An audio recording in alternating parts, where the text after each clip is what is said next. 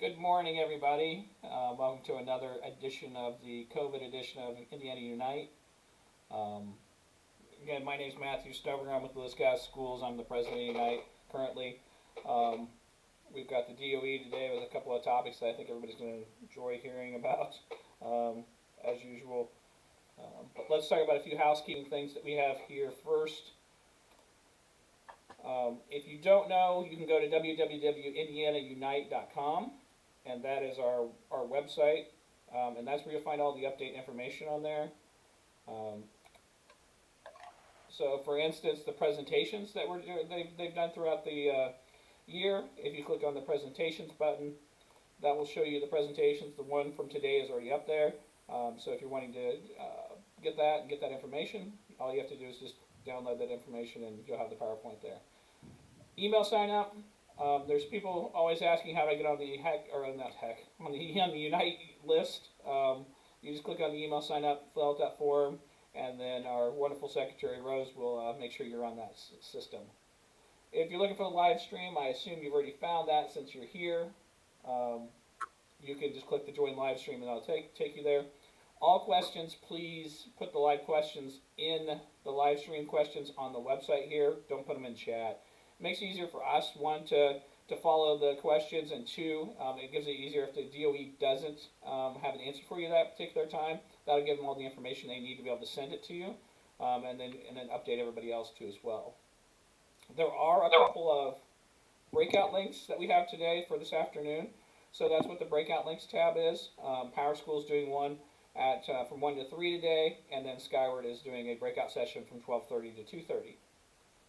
Again, if you have any questions, go ahead and put them in that click on the live stream questions box there, and we'll get your answer to you. It may not be, because there's a little bit of delay on the live stream. It may not be right away, but we'll make sure we get it answered and get that information to you. So now what I'm going to do is we're going to turn it over to Michelle. I don't know if we're going to get video from Michelle or not, but we'll at least get the presentation up and going. Or no, we're not trying to turn it over to Michelle. We're turning it over to Lynn. And we're going to start off with Lynn here. All right. Are you there, Lynn?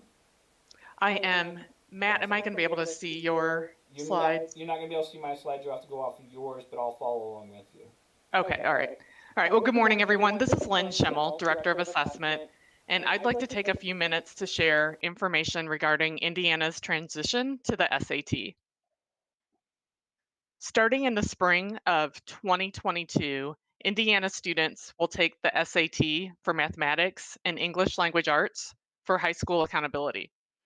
The ELA test will include the reading and writing test, but not have the SAT essay as part of the assessment. The SAT will be administered at school during the school day. It will be a digital test with paper and pencil option for students who need that for accommodation purposes. Students will take both content areas of the SAT within a single day, though we offer schools with a window of dates to provide some flexibility. The primary testing window will be in early March, March 2nd through the 4th, although there will be makeup dates available in April for students who were unable to take the test during the primary window. The administration of the SAT will be paid for by the state. In the fall, we will initiate the registration process, so you do not need to register your school as normal for the SAT school day administration. More information will be coming regarding the registration process, but listed in the slide are a few areas as a preview. Accommodations will need to be entered through the College Board's SSD site for students whose accommodations are not already in the system. SAT also uses a Cambium platform, but it's different from our other state testing. All students who participate will be able to have their scores sent to 4 colleges or universities at no additional cost.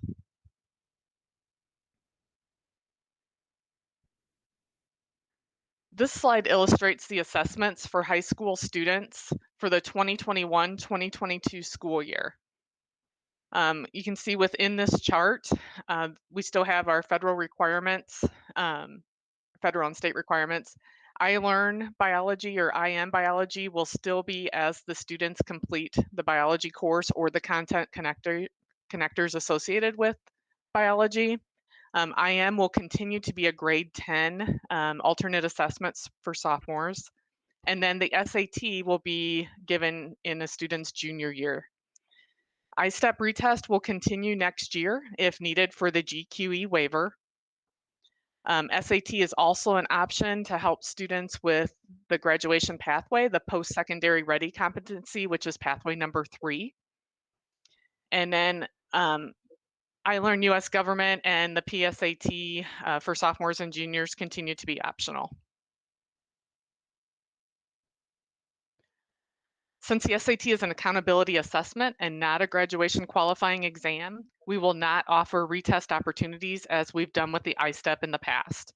If the student's result surpasses the benchmark, the SAT score can be used for their graduation pathway requirement number 3, but if not, they can fulfill that requirement through another available means. The Office of Student Assessment will continue to release updates throughout the summer and fall leading up to the assessment. Please contact Andrew Jones, Assessment Support Specialist, for questions regarding the SAT and other high school assessments. Okay, there are a couple of questions. It says, Kim asked, will there be a PDF or export for the data that was uploaded for the calendar? So Matt, those are questions for data exchange that we could hold off. Yes, they are. Okay. Yep, both of those are for data exchange, so we can address those when we get to that portion. Yeah, it looks like both those are. Okay. Sorry about that.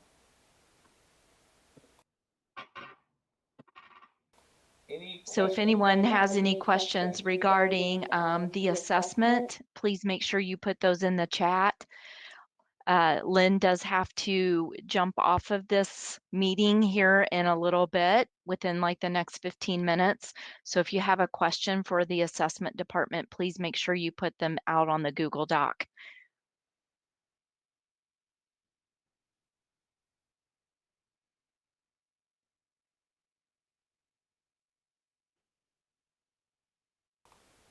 Okay. So Brandon, I think we could go ahead and move on if you want to present. I definitely do. I definitely do. And I know they've been missing you. Yes. Well, you know, this is still not really the same, but we'll do what we can. So I just have one thing for today, and thanks for everyone who has been working on various things. First of all, I wanted to thank everybody because we have had our Part B data verification going on, and it seems to be going pretty smoothly so far anyway. So I'd like to thank everyone who has helped with that. It's very exciting. All of the stuff I'm talking about today is very exciting. And then we also have been doing the indicator 14 data updating. So this is a thing that we used to do a few years ago, and we've restarted it because these are students who are exiting. And then a year later, we are tasked with finding out what they're doing. So we were doing a small sample survey where we would get about 100 responses or so a year and then extrapolate that out for the federal government. But they said that that wasn't good enough. So we've gone to trying to do a population with our contractor at IU, the Indiana Transition Resource Center. So they will be contacting the students. So why have we sent this data to you? And it's all password protected because there's personal identifiable information in this. And I know some of you had some issues if you don't have Excel and so forth. And we've been trying to deal with that. But I don't know whether anybody in here is working on that. But that is, if you know of students whose contact information may have changed and you're aware of it in the last year, and I know we recognize not everybody, you know, you're not going to be in contact with a lot of these students, but if you do happen to know, and then also, and especially, we have a few students every year that pass away in the year they exit school, and then they pass away in that year following, and we have had, and so this maybe is the most important thing. We have had in the past where we have contacted the parents of students who maybe passed away 3 or 4 months before. Or even sooner.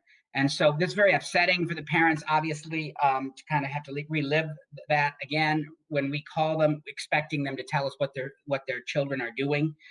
So if you know of any of those, that is really the most important thing, that we find out any students who are deceased so that we take them off the contact list and for the data. But that is required by indicator 14 of the state performance plan annual performance report that we submit every February. So those are the two things that have been going on now and people have been working on. So thanks for that. What I'm going to talk about today is the EV, which is the thing that I hate the most. I'll just be honest. I can't. This collection is just always a major time sink for all of us and you. And we're trying to improve our processes on this as we go forward into the data exchange and using it together, hopefully with Indiana IEP. But this is going to be obviously only submitted again through the STN Center for the end of this year. So this was also complicated by COVID, as everything else. I'm not going to say that word again because I'm so tired of hearing it. So I'm going to say the situation from now on. So that the situation has still influenced our timelines for this year. Obviously, it should have been better. In last spring, you had really no chance to complete evaluations because we were pretty much completely locked down from the end of March until the end of the school year in most cases. So this year should have been better. There should have been opportunities to plan ahead for that and so forth. But it's not the case that in all instances, the situation, as I said, will have caused some of these things to be late. So we are going to make allowances for that again.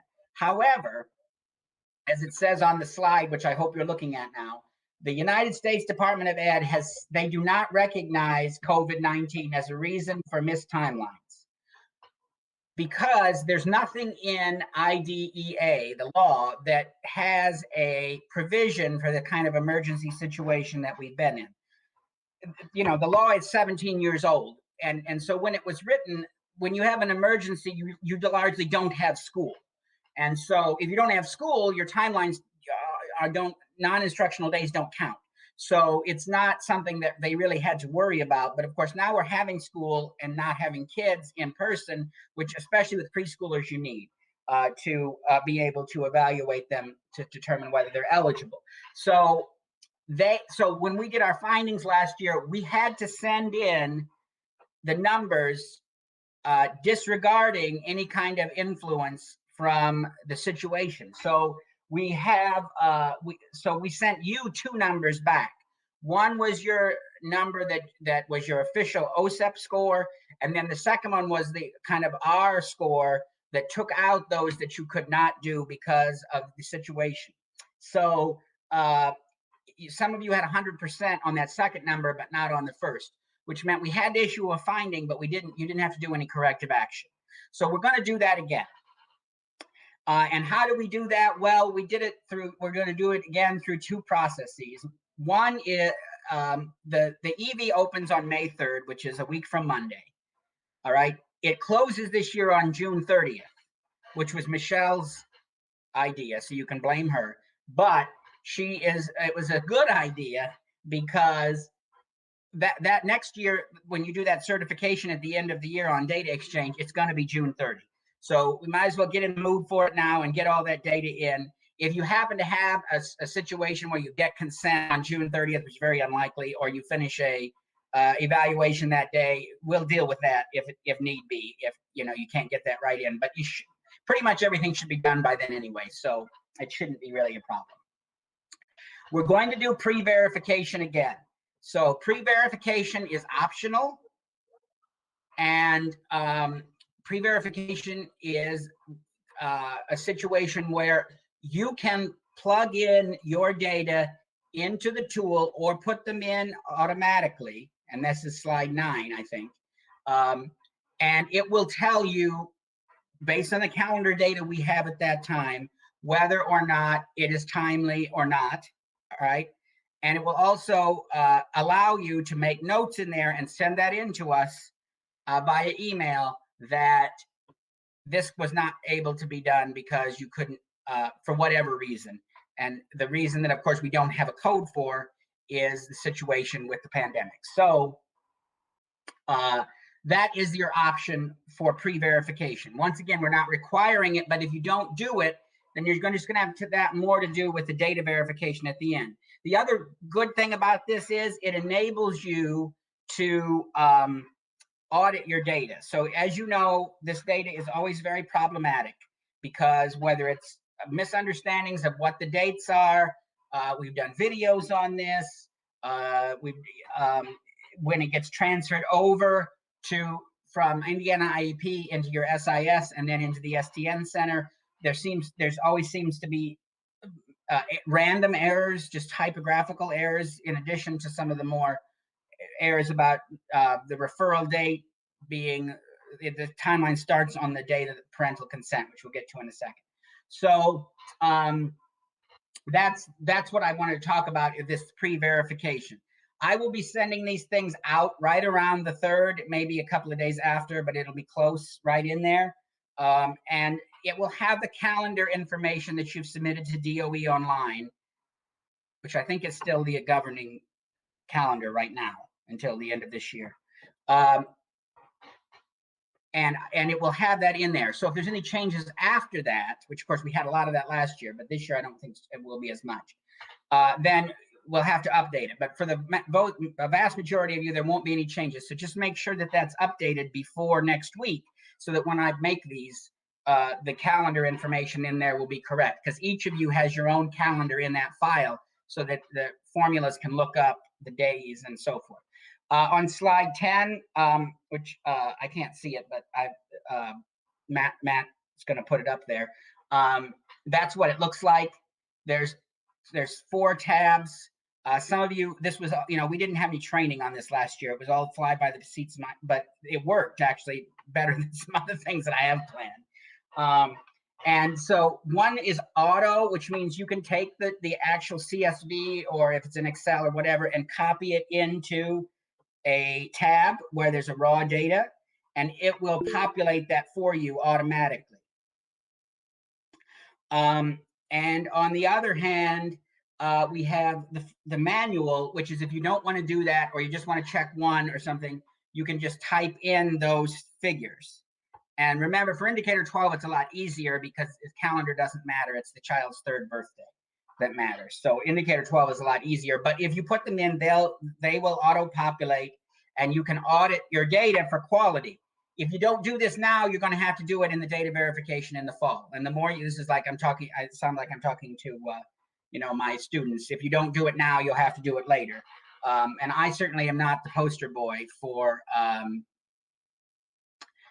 that, but it will be helpful if you do it now. But we're not going to require the pre-verification, because we don't want to require 2 things, because the data verification we'll have to do again in the hopefully late summer more, and very, very early fall. We want to get it done earlier than having to scramble at the end like we have, particularly in the last couple of years. So the EV reminders on the DOE EV reminders slide.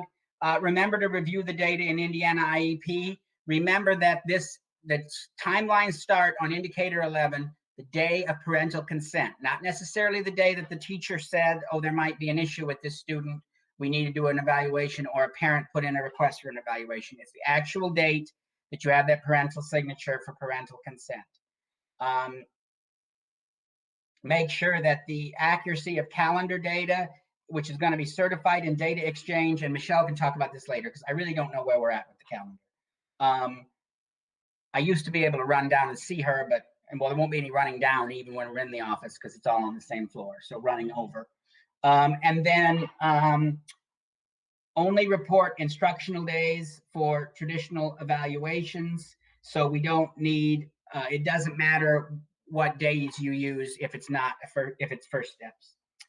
Remember that e-learning or remote learning, or whatever you're calling it, I've heard people say that there's a difference between e-learning and remote learning. I guess there is, I don't know. Whatever the differences are, they are the same for this purpose. If you do not get a consent from a First Step referral coming from the First Steps agency, we do not report those. As we move forward, I think we will be eventually, but we're not right now.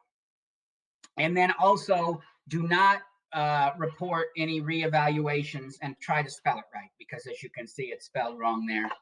And my proofreader apparently did not find that. And I, of course, looked at it again and did not catch it, because you never catch your own mistakes. All right, so if anybody has any questions, I hope you're putting them in the thing. The last page is just to remind you that this will be the last year that we're doing the timeliness of collections for RDA. The NE, I know we did in the data exchange last year. So everybody's getting credit for that. Congratulations, because it was a very much of a trial thing. But we will be doing this, and this will be the last year in the STN Center. As we go forward, we're going to change this, of course, because you're only going to have, 6 certifications. So we'll probably be focusing on that. And then hopefully, as time goes on, a little bit more with some of our data quality issues that we have for some of the collections, like the EV and the ES being the biggest ones, I think, where we have some quality concerns.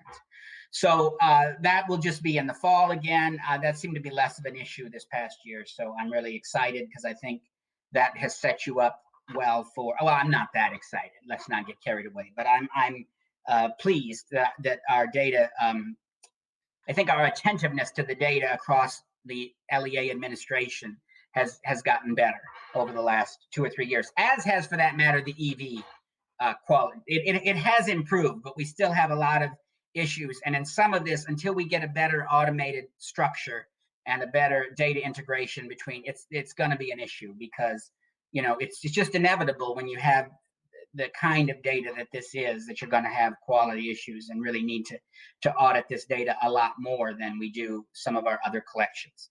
So my contact info is on there. Please feel to call, write, send me a letter.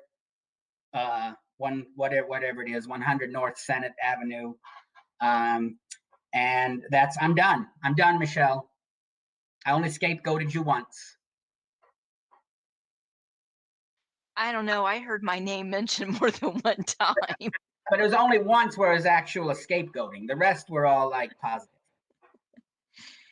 I know you think I'm your personal secretary, and I did clean up quite a bit. So sorry, I missed one.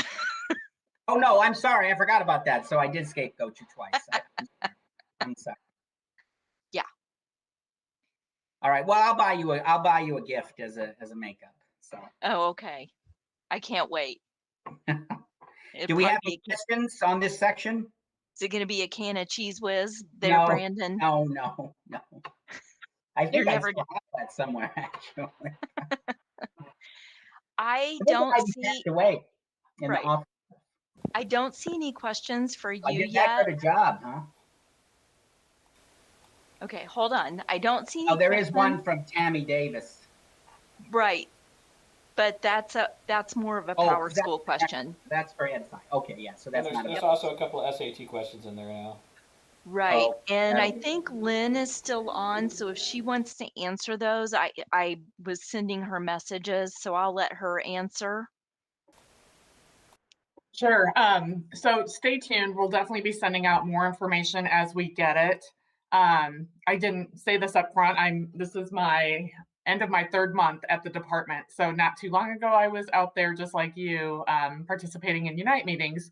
But from what I understand with this process, we will be meeting with College Board and looking at the schools who we have in the system.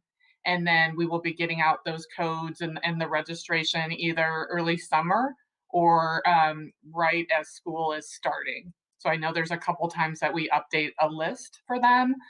So just stay tuned, and we'll be sending out lots of information regarding the registration process and the accommodations and everything that will need to be done to ensure a smooth testing window. Were there other questions beyond those two about the registration codes? I did not see any others pop up. Okay. And then we've got the contact information on the slide. Andrew Jones oversees SAT, or you can contact me as well.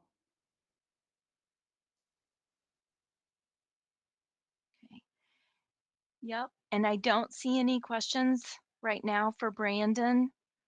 There is the one question that Power School does not have areas for the EV, and that's a question that needs to be directed to Power School when you're in your breakout session.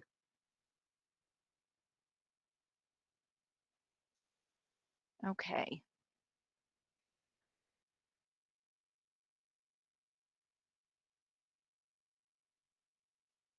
Yep.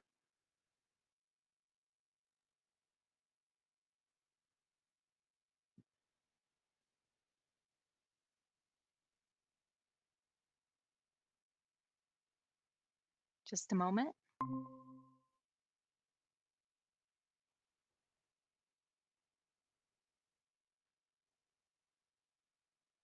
Do you see my screen?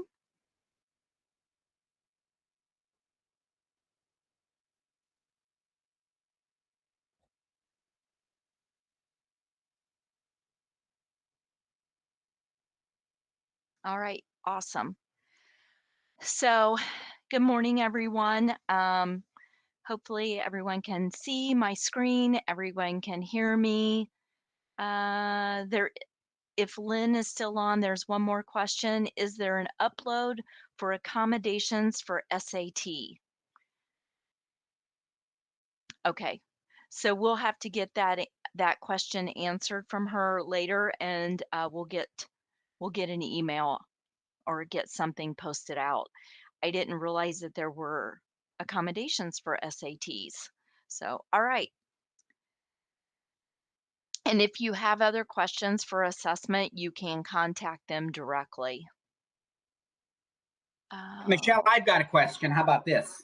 Okay. How about this wrinkle? So my understanding is that the certification for the calendars is going to be through the new system, but are they not still submitting the data in the old system as well, in the DOE online? That is correct. Right. So what I pull down is from DOE online at this time, right? If I'm looking at calendar files. That is correct. I thought so. Okay. And that is their calendar they entered at the start of the school year. So we've told schools they do not need to keep updating DOE online. So you've got their starting calendar. If they haven't had any changes, it's still accurate. But if they've had changes, it is not still accurate. So what we get from Data Exchange will be their final calendar for the school year, and that will be the accurate calendar. And we'll get that information to you, Brandon. Okay, sounds good. Okay. No calendar in DOE Online. You do not need to update or make any changes to the calendar in DOE Online from what you submitted at the start of this school year. All right, let's get started. Have lots and lots to share today. Debbie Daly is also online and may jump in as I am presenting and speaking to answer any questions or to piggyback on information that I am going to be sharing with everyone. So again, Michelle Tubbs, the Assistant Director of Data Reporting, and Debbie Daly's on, Director of Strategic Projects. Sarah Hunter is monitoring the Google document and will let me know if I'm skipping over anything. So we are here and ready to go. All right, let's see, everyone seeing my screen. What I want to start with before I even start with my presentation is I just want to go over some things with the link portal. So everyone should be accessing the link portal at this point. And to come out to the link portal, it's https://link.doe.in.gov. You cannot save this as a link because it's a link in the name and you will find problems. So you need to make sure that You can type in link@doe.in.gov or something. When you land out here, you should see tiles. And I want to point out some of these tiles in case some of you have not been perusing the tiles. Everyone should have access to Moodle. And this is a single sign-on area. So if you click on the Moodle tile, over here on the right, you'll see a gray bar that says IDOE identity. So all you need to do is click on the IDOE identity, and then you will log in with your single sign-on identity, either Google or Microsoft. So whatever domain your school has been registered with the department, it's either going to be Google or Microsoft. You will click on one of those bars. If you don't know the domain of your school building, you need to get with either your IT department, an administrator, someone that can tell you if you are Google or Microsoft. So there's no more logging in, saving 15 different passwords. It's whatever you use when you log into your system in the morning. This is your single sign-on login.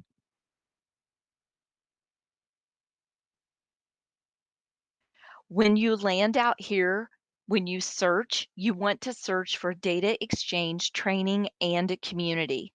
Don't type in just data exchange. There's an old course out here that says data exchange, and that's the one that'll pull up. It is not the correct course. You want to make sure you're looking for data exchange, training, and community. I know a lot of you have been out here because there's a lot going on in the forum area. I want to call your attention to the announcements. This is where Linda is now posting the midweek announcements. So if you need to see a prior one, you can go here and see those. The events calendar. When we offer a training or a webinar that is for all schools and not just one particular vendor, we will post those underneath this events calendar. And then again, of course, you have the forum area where you can post questions where you can work together. So what I want to make sure everyone knows is that reporting school calendar, reporting calendar session and grading period, reporting student data, reporting student enrollment, and reporting student attendance, all those trainings are complete. So if you have any questions on any of these trainings, they are complete. So you can come out here, you can view them. If you don't want to sit and listen to me drone on for hours on end, the PowerPoint presentations are also included with each of these video recordings. Paying attention to the validating and certifying is good for your administrators that need to sign off. It's also good for you if you are the person that's like overseeing and looking at that data to make sure it's accurate before certification opens in July. All of the webinar recordings down here are those public webinars that we've held or public trainings. We will never post the private trainings that we do with just one SIS vendor and their clients. Those will be sent out to the schools, to the clients, or it will be posted from the vendor for availability for their clients. All right. Going back to the link portal, I want to draw your attention to the Data Exchange Knowledge Hub tile. This is being updated, and I found out last week when I was doing a training, this was only attached to those who had the data administrator role. This is now being updated to allow for this to be added to all of the roles for data exchange. This is a public, I believe it's being updated that way. This is a public website. So if you don't see the tile, you can still get to the Data Exchange Knowledge Hub by typing in or going to the DOE homepage and then typing in Data Exchange Knowledge Hub. You will find it. So I want to talk about the Knowledge Hub. This this web page is going to become your Bible, your area for all things knowledge data exchange. And you will find that you can drop down the collections up here. We also have the titles below. This is going to get quite long as we continue to add. So if you look at the calendar, we'll start with the calendar first.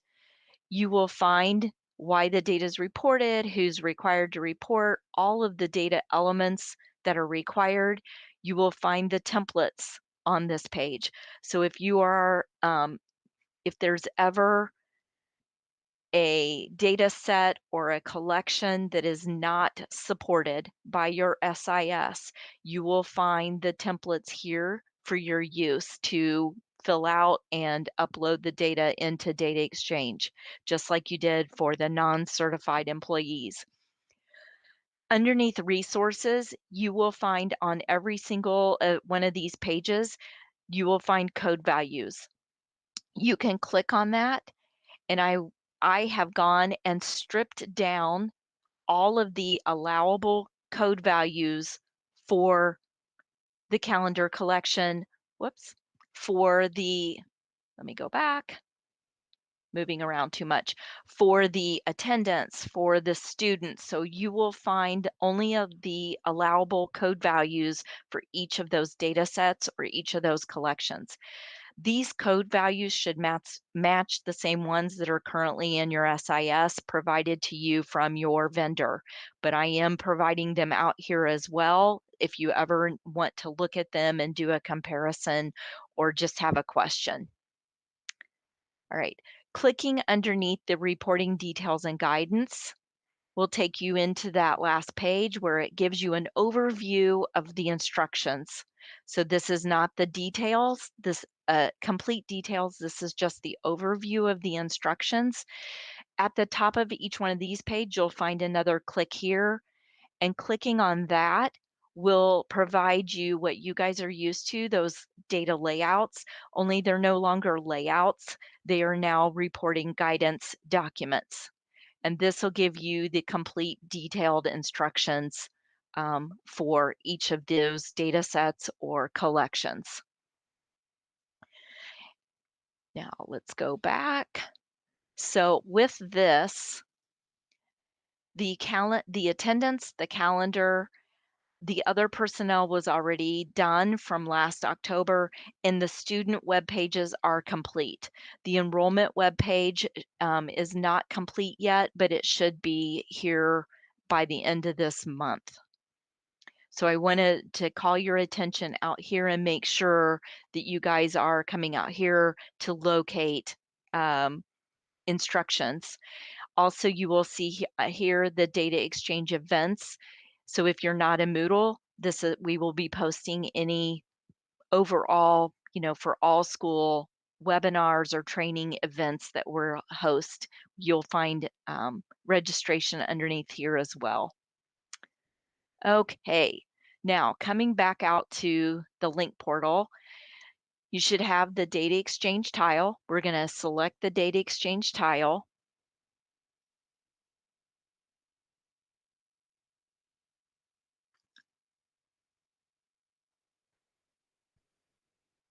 And this is production.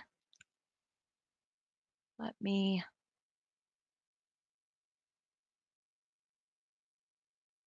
going to open up the test site as well.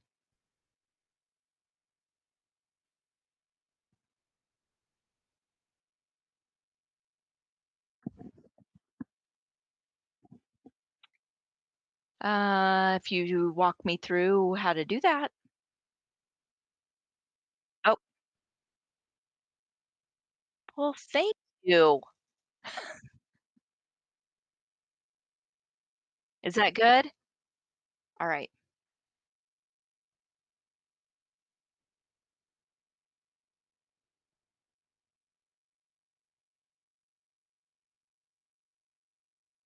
Let's see. I don't know why this is taking so long.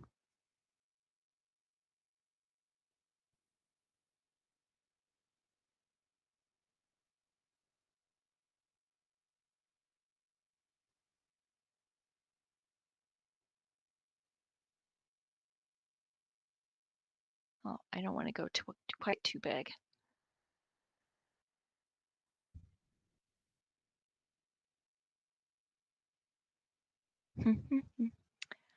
Well, it's taking its sweet time this morning on loading.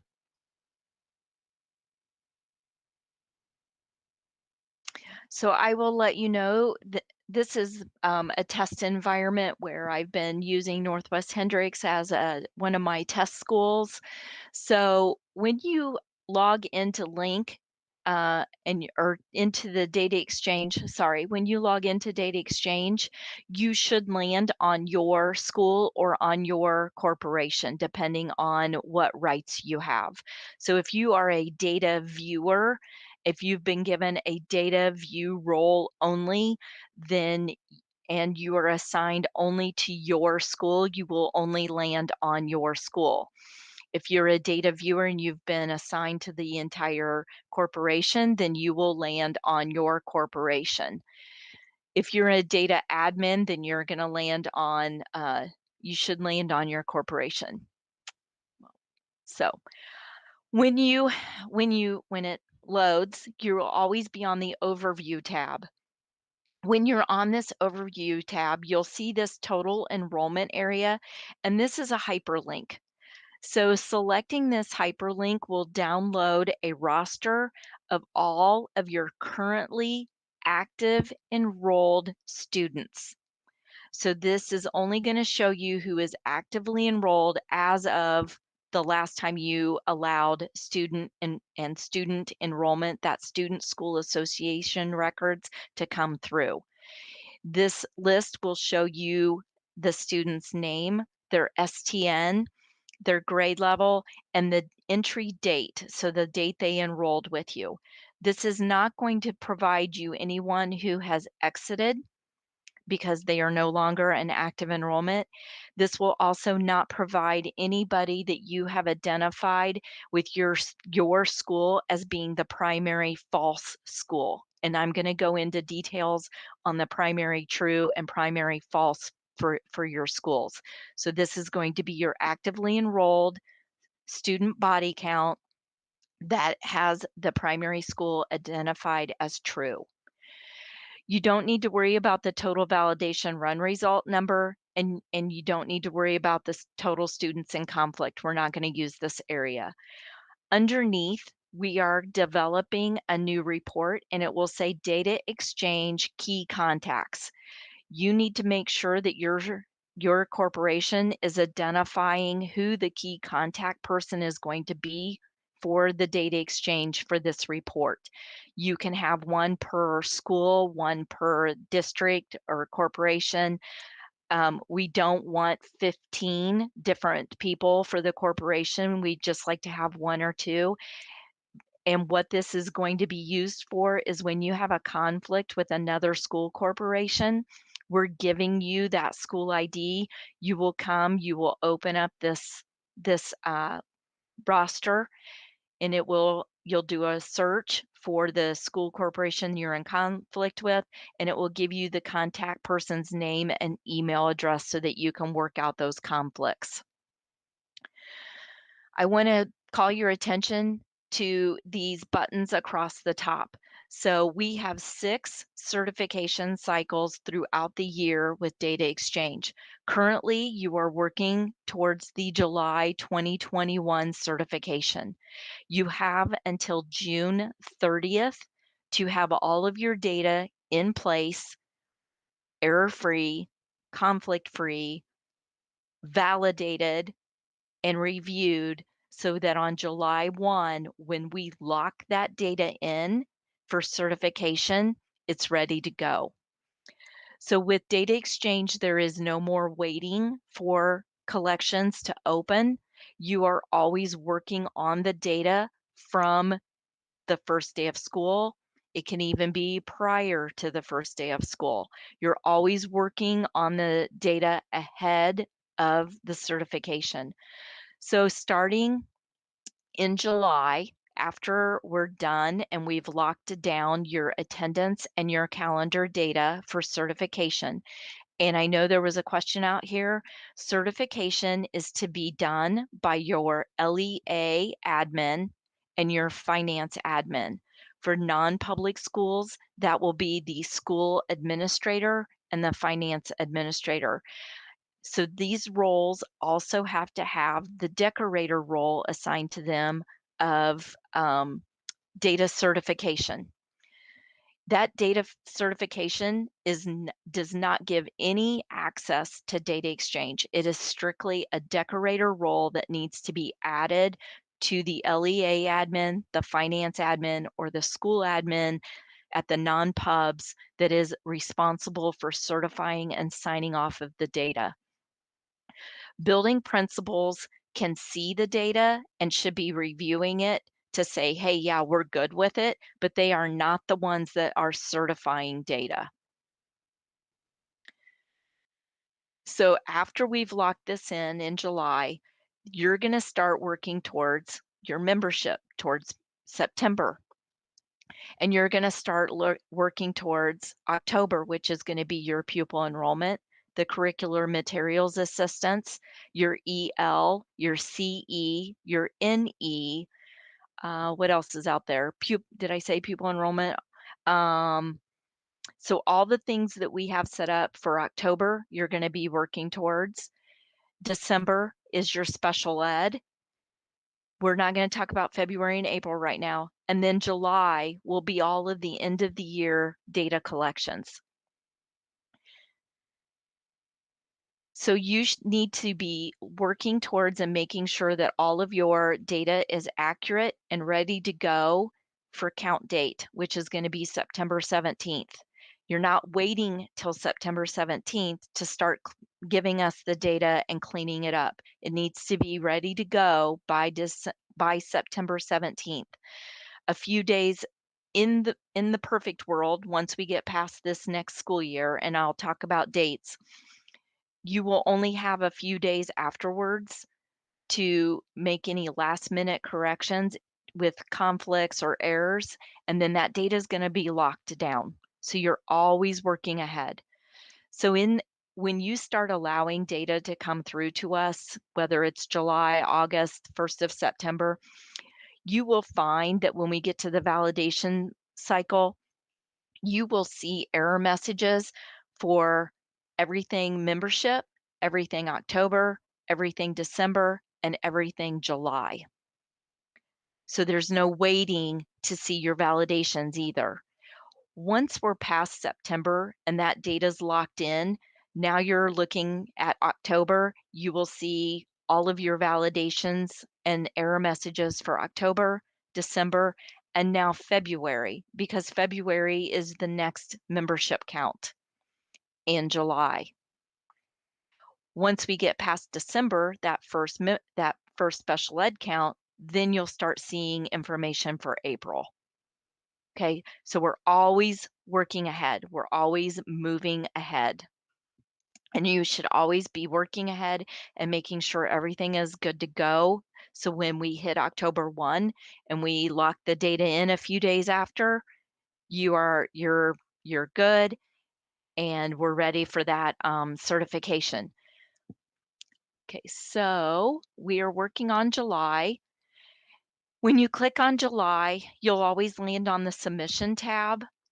And there's a little bit more information on this submission tab that I'm going to show you. It takes a little bit of time to load, so I'm going to click around, go to the validation tab. And you will notice on the validation tab, it'll show the last time validations were run. It'll give you that run ID. And you can view all of your validation runs once this loads. And I will let you know that when you click on view all validation runs, it will show you the last 5 days of validation runs. That's all we're housing. So if there's any reason that you want to keep all these validation runs and the results from them, you will need to export them and you will need to save them. We're only keeping 5 days worth. You can run these validations 10 times a day and it'll show you all of them, but we're only going to keep 5 days worth. So when you land here, you'll see that you have attendance and calendar, because again, we're in July, and you will see how many messages, how many errors, warnings, conflicts. Over here, you'll see total enrollments. This is a hyperlink, and this will give you all of the enrollments that you've had or currently have in your building for attendance, because we're giving you the good and the bad. So we expect if a student was enrolled one day, there is no more one-day tolerance like the application center. If we see a student was enrolled one day, we expect to see attendance data. If there is no attendance data, you're going to get those error messages telling you that days attended must be a 0.5 or a 1, days enrolled must be a 0.5 or a 1. You're giving us a 0, so you're going to get an error message. On this roster, it will give you the student's name, their STN, their grade level, and it will tell you if the student is being certified or excluded. If you have certified, that means they're going to count towards the attendance certification. If it says excluded, then those students are not being counted towards your certification. You need to make sure and look at your students, make sure that they are supposed to count, make sure they are not supposed to count. Reasons that students are excluded is there's an error message that hasn't been addressed and cleaned up. They are in conflict and no one gets them, so that's an error as well, so those students will be excluded.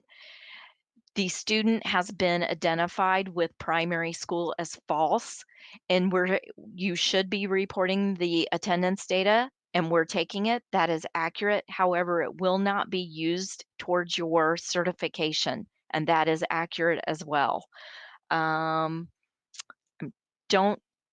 that might be all I can think of off the top of my head. There might be another reason. So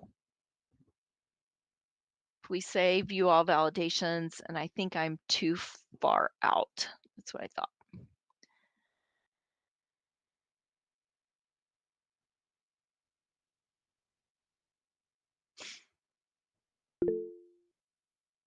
Okay. So once I was past my 5-day mark. So you will see your error messages here. That's the 0.5 and the 1 that I just talked about. Here you can do an export and get all of your messages. You can do a search on an STN. You can do a search on a school. You can search on a word. Anything that's in here, you can do a search on. This is new and this is being deployed. So on Monday, when you come out into production, you should see this show advanced filter.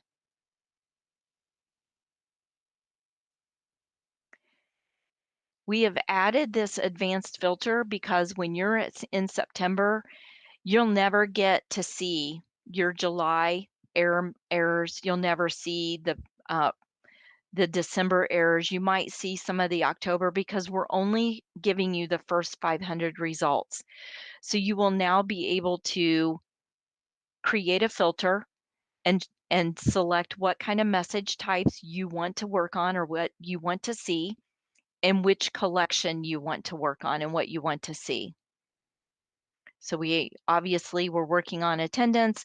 Maybe I don't want to see the errors. Maybe I just want to see exclusions, and I can reload the data and it will update down here the types of messages. So now you'll see that I have the exclusion type. And here is that message about the primary school being false. And here are those conflicts.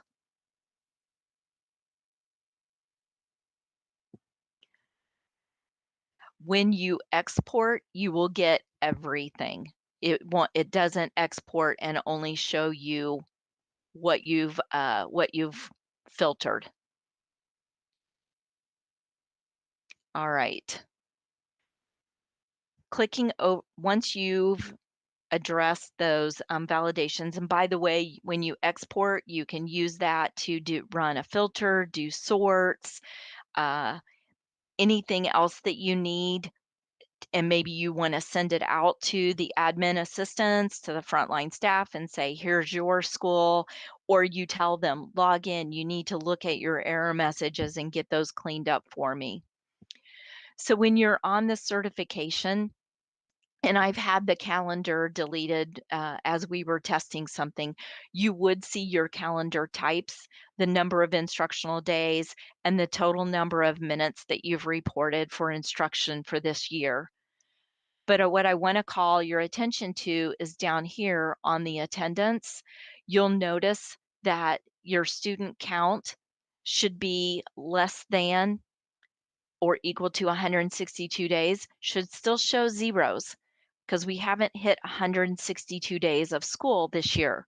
So until we hit the 162-day mark, or you hit your 162-day mark, then you should start seeing these numbers move over from being, I'm sorry, this is greater than, you should see the numbers moving over from less than 162 days into the greater than 162-day bucket. You'll see your attendance rate over here on the end, and all the other information. This is fluid and this will update. So as you keep adding attendance data into Data Exchange, this is going to keep updating. So you have an administrator that comes to you after the first semester's over and says, hey, is there any way you can tell us what our current attendance rate is in our building? They can come out here if they have access to Data Exchange. They could come out and look at the certification portal or tab. You can look here and you can provide this information to them. This is what it is as of what you've sent through Data Exchange from your SIS. You can download the roster here. This roster is the same as the roster that you find on the validation tab. So right now, both of these are kind of working rosters. Again, we're giving you the good and the bad. So you'll see, and you can see the students that have greater than the 162 days once you get past that point, less than 162 days. So this will help you with your accountability of who you're being accountable for on the day counts. And July's a little bit tricky with these rosters, so I'm going to talk about September. So when you're working in September and you see a roster underneath the certification and you have the same roster that's under validation, those rosters will be the same until we lock the data in. All right. So once we lock the data in, and this data is certified for membership, this roster will not update. This is your official roster for membership. I will go ahead. I'm going to flip over to February because we've been doing testing over here. So here's your roster. Non-pub schools will, for those choice students, will have a roster down here. And for those adult membership, those adult learner charter schools, they will have their roster here. These rosters will not change after we have certified them.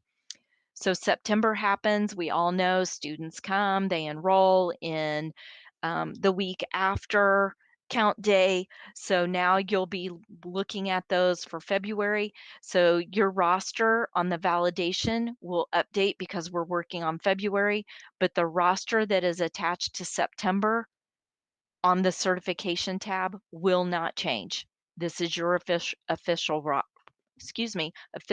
roster. And you can download these and save them. Once it's moved into certification, that complete tab will be available after both the LEA admin and the finance admin with the certification role has provided their sign off and their signatures. Hopefully everyone has kind of dealt with that through the non-certified employee reporting. On that complete, you will find a PDF. The PDF can be downloaded and saved locally, And that PDF will give you exactly what you see on this certification tab with your admin and your finance person's signatures. All right, I probably have a lot of questions. I'm going to stop here before I move on to the presentation slides and see, or I wish this would load, and see if there's anything that I need to answer before I move on.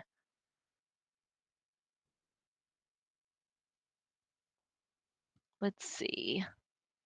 So I see we have made changes to our calendar since the beginning of the school year. How do we ensure our calendar is correct in the link portal before the end of the year? So as long as it's correct in your SIS, then it should be correct when it's transferring over to the data exchange portal. You'll see total if you apply and have any waiver days approved by the school accountability department, you should see the number of waiver days here. You should see the number of instructional days. So if you felt that you should have 180 instructional days, no waiver days, and you know how many minutes of instruction you've entered, all of this should line up. Do we have access to no, you do not have access to the data exchange test site. That is an internal, this is for our testing purposes.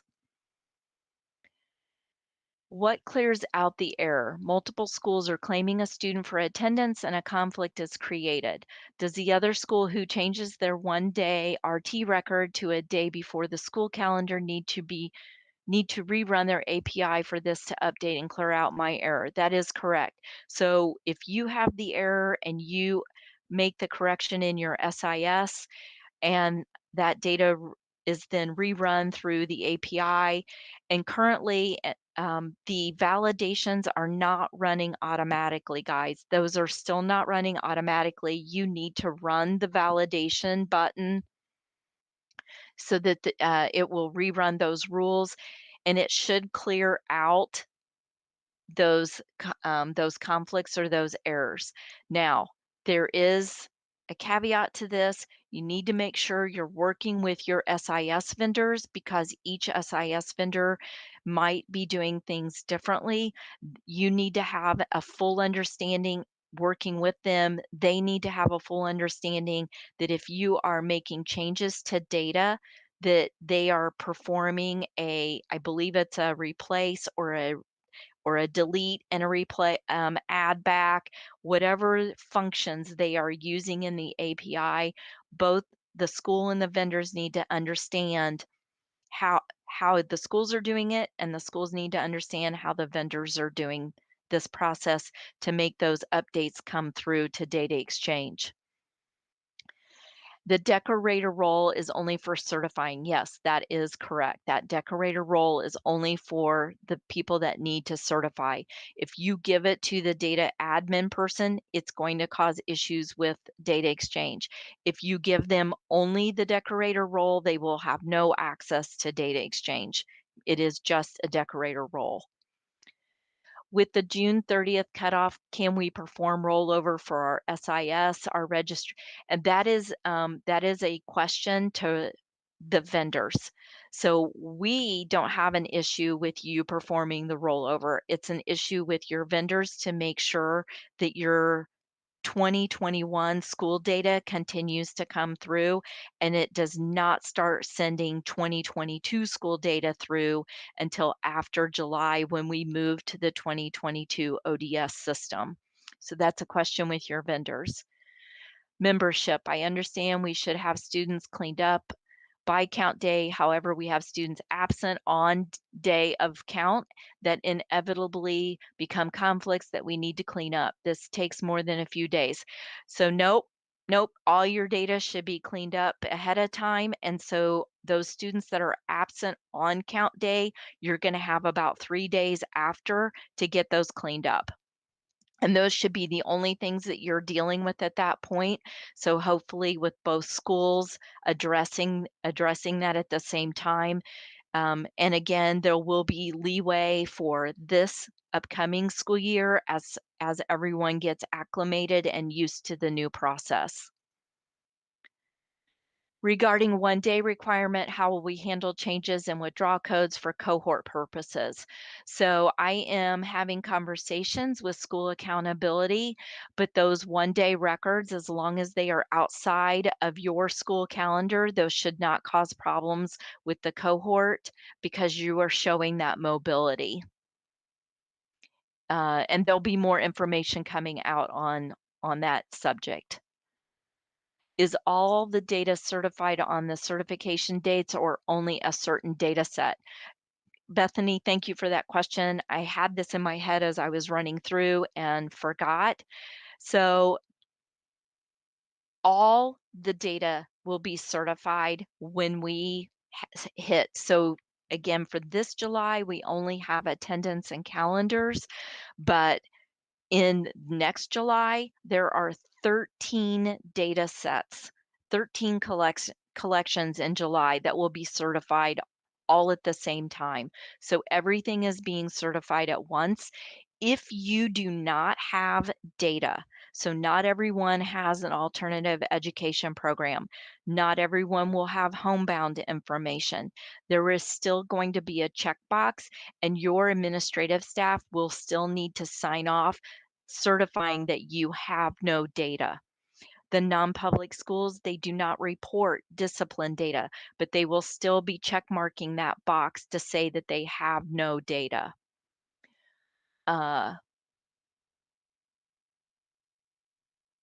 So it's only the data sets that are relevant to each of these timelines. So in September, no, you won't be certifying discipline data. It will only be membership.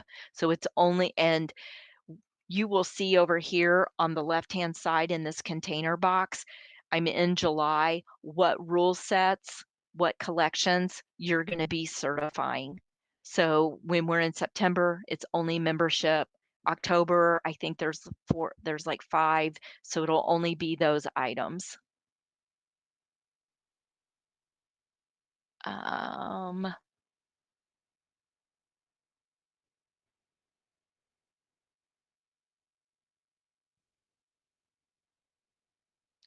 When will we be able to contact the schools that we are in? You can contact them now. There is a workaround.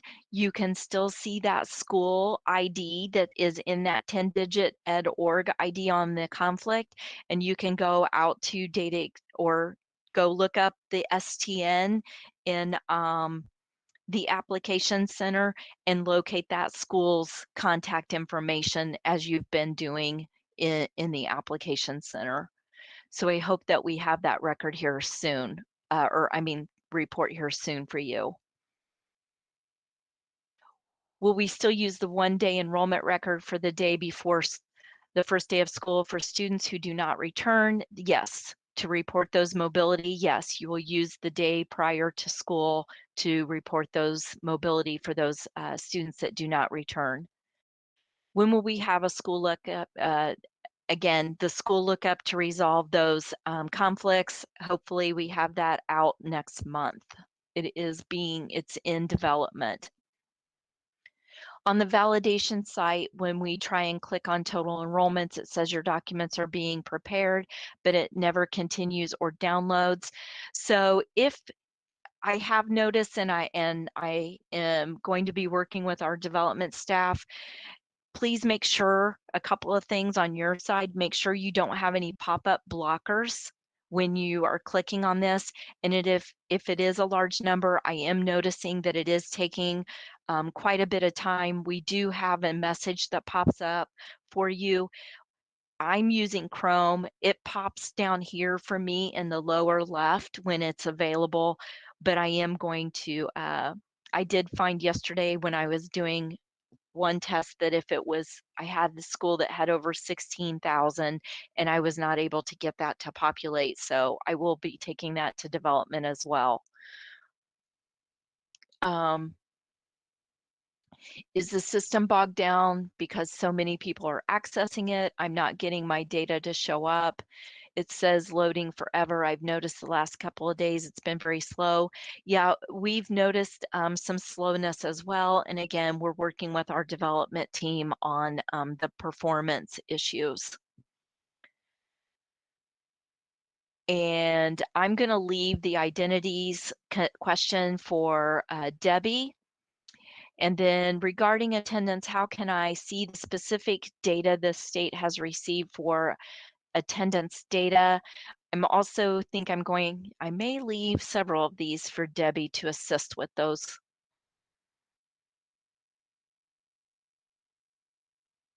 No, we will not be reaching out to the data certification individuals to make sure they're aware. That is something that should be handled locally and internally. So counting on the data administrators that you people, that you are fully aware of what's going on. There will be memos probably sent out. There will be information posted out in the midweek announcements. The dates are available on those reporting documents that I showed you through the Knowledge Hub. You know, I'm going to say this as nicely as possible, but we don't have time to handhold everyone. So that is something they should be accountable and paying attention and knowing when those certifications are going to be opened and ready for them to sign off. Will we have the ability to pull the same historical reports from Data Exchange? So the historical reports, this is where those rosters are going to come in handy. So those rosters are going to tell you every student that was in your system that we expected to see attendance or to see data on, and if they were certified or excluded. So a good point is with like membership in September, any student that is not 5 years of age by October 1 will get an exclusion message. They will be on your roster showing excluded. Every student that has a PK grade level, they will have an error message that they are excluded because they are not KG, and they will be on your roster with excluded. So that is where, and if there's other items, we can have, you can send an email to me and I can have discussions with Debbie on what else we can provide. We are in the process of building a data dashboard, and the data dashboard will have some other reports like the cohort report. We'll be housing some of the other things on the data dashboard. I do not have an update on connecting HR systems. We're still trying to just get through the student data. Okay, so just a moment. I have a full day staff dev day where teachers come in, but students get no instruction. I linked it on my calendar to fall break because no other state code applies. Is it failing for every calendar? No. So the fall break is not considered an instructional day. So if the students are getting no instruction, that in my mind, that would be inaccurate. So that would not be counted as an instructional day. So Michelle, if there's more information on that, just send me an email and I can, I'm not sure what error message you're getting. If it's due to attendance and you're trying to take attendance on fall break, yeah, you're going to get a problem because that's a non-instructional day. And we've had this question come up from other schools. You can use vacation other. That is also considered a non-instructional day when staff are in the building and the students are not getting instruction. Okay. I'm gonna skip over. I have students in conflict in attendance due to our first day of school happening prior. Right. So this is on our side. So those conflicts that are happening, where both records are, where your exit, your 1 day entry and exit record is outside of your calendar, but it conflicts over where the student is now enrolled, that has been, that is a known issue, and that has been turned over to our development team.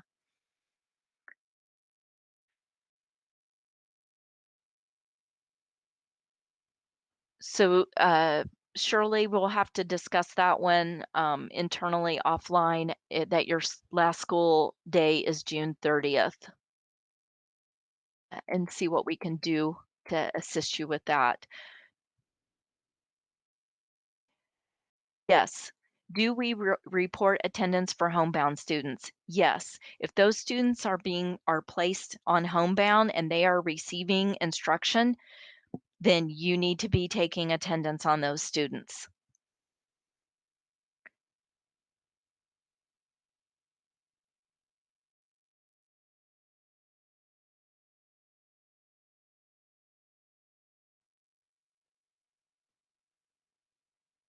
I will discuss the RA records in the presentation.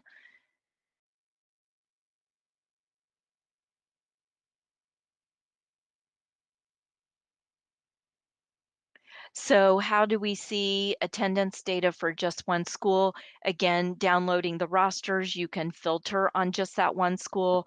On the certification tab, you would, there's also just each school's counts of students and the attendance rate for each school. Otherwise, just downloading the roster and then doing a sort or a filter on just that school to see the students. I have not heard anything about free meals.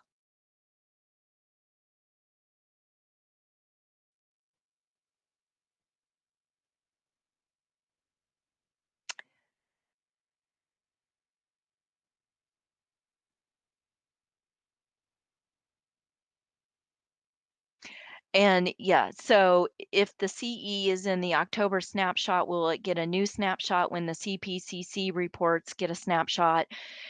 Yes, so CE will be certified twice. CE will be certified in October, and then you will certify it again in July. So that is another one that the CE data will have one snapshot in October, and it'll have another snapshot in July. When a PK student is excluded, should they still have so the PK students, if you have not provided attendance data on those students, yes, they will have the errors for the 0.5 and 1 because PK students should have attendance data.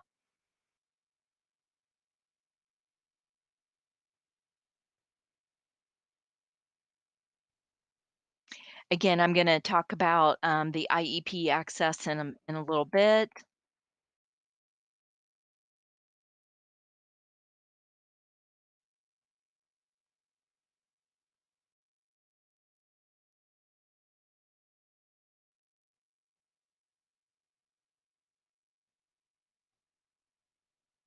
So special education student was counted with the primary school as true.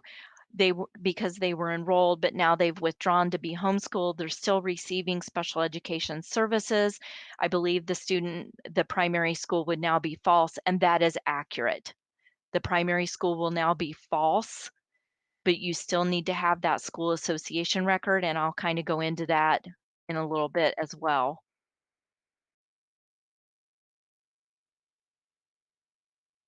So when you're looking at your calendar, on these waiver days, you'll have a calendar for each one of your schools, and those waiver days would populate just for that school. And that might be a question working with your SIS vendor to make sure that the waiver day, I'm not sure how that's going to work. Making sure that the waiver day only shows up for that one school. But again, working with your SIS vendor to make sure how you need to populate that.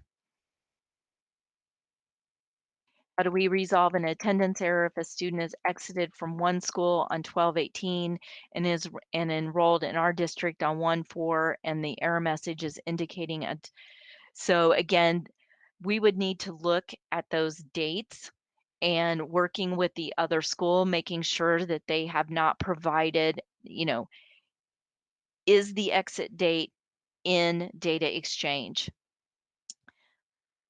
So that's something that we would have to look into. If both schools say nope, our data is in data exchange, the student is not showing actively enrolled, we've processed the exit, just making sure that those dates don't overlap. At the top of the validation portal home button, can there be a drop down where you can view each school instead of the whole corporation? That we can take that over to development as a suggestion.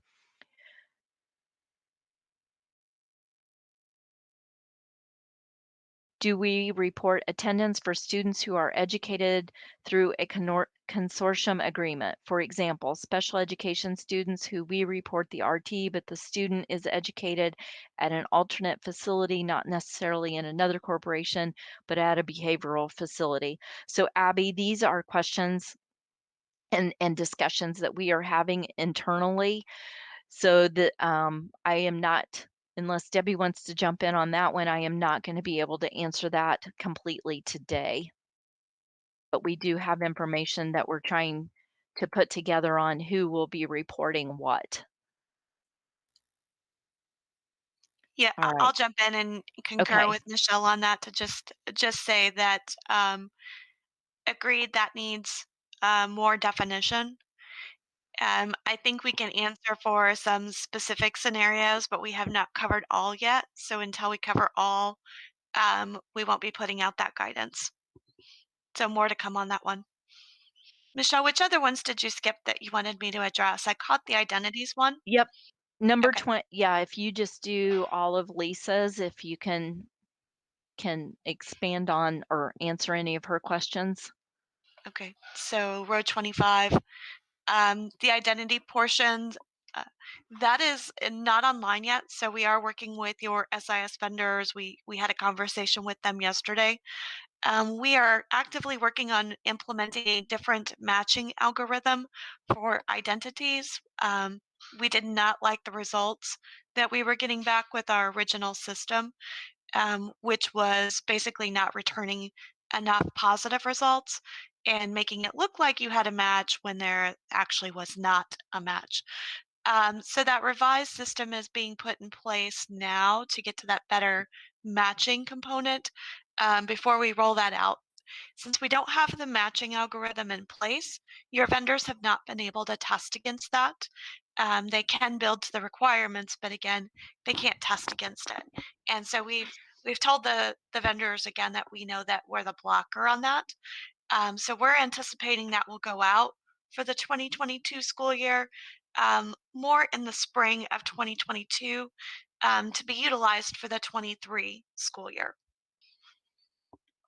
I do appreciate the anxiousness around that, but I will say for right now, just do continue to use your STN application center. Behind the scenes, we're actually syncing everything to Data Exchange. So as you're doing those updates in STN App Center on students or on educators as well, SPN data, those changes are being pulled through to our ODS and to our master data management.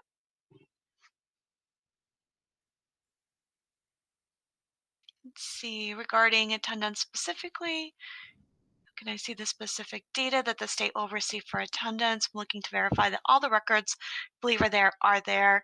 What we're looking for in our certification portal is really more of summary data. So while you're giving us the information at the day-by-day level for a student, what you're going to see in the certification validation portal is a roll-up for that student of how many days they have overall. We have received a lot of feedback that it would be helpful to be able to drill in to the ODS and see what data we have in the ODS And that's something that we've marked down for our development team for some future rounds. But right now, we need you to just continue to check your SIS and have that be the source of truth. Now, please do work with your vendor. Depending on what vendor you're working with, there are ways to see whether or not that has synced with the ODS. In some cases, it brings back possibly a number of where that has posted to the ODS. So you'll be able to do that kind of troubleshooting directly in your SIS. But again, a lot of that is vendor specific of how can you tell what did or didn't post. And we'll be looking to the vendors to provide that more in-depth knowledge of how can you tell what did or did not post to the ODS. Now, Michelle is showing a high level page that we did create. Excuse me. Please understand that for our validation portal, as many of you have likely caught on or have seen in past presentations, we're really talking about two different data sources.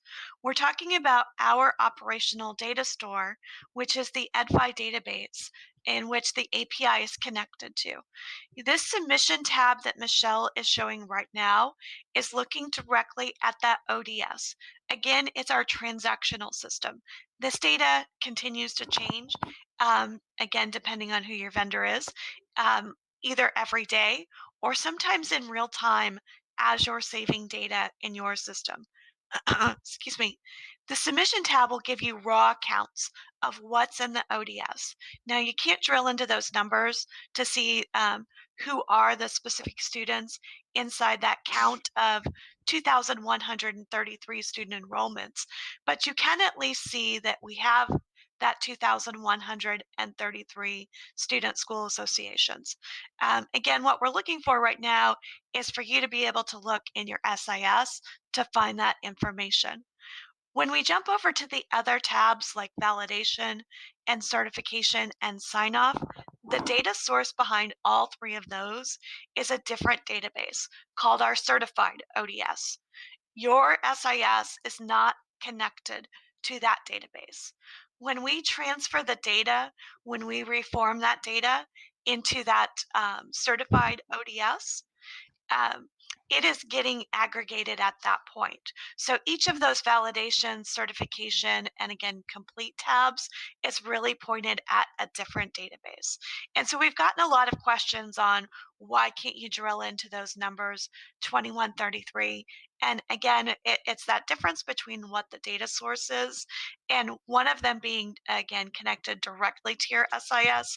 Our anticipation was that your vendor would be providing more of that insight into what did connect or what did not. But as I noted before, we have received a lot of feedback that schools would find that useful. So it is something that we have taken back to our dev team for consideration, but it certainly won't be there this spring. Let me scroll down for a couple more. I think Michelle addressed number 3 already, and historical reports and HR systems. Okay. Yep. Can you go to line 12? Line 12.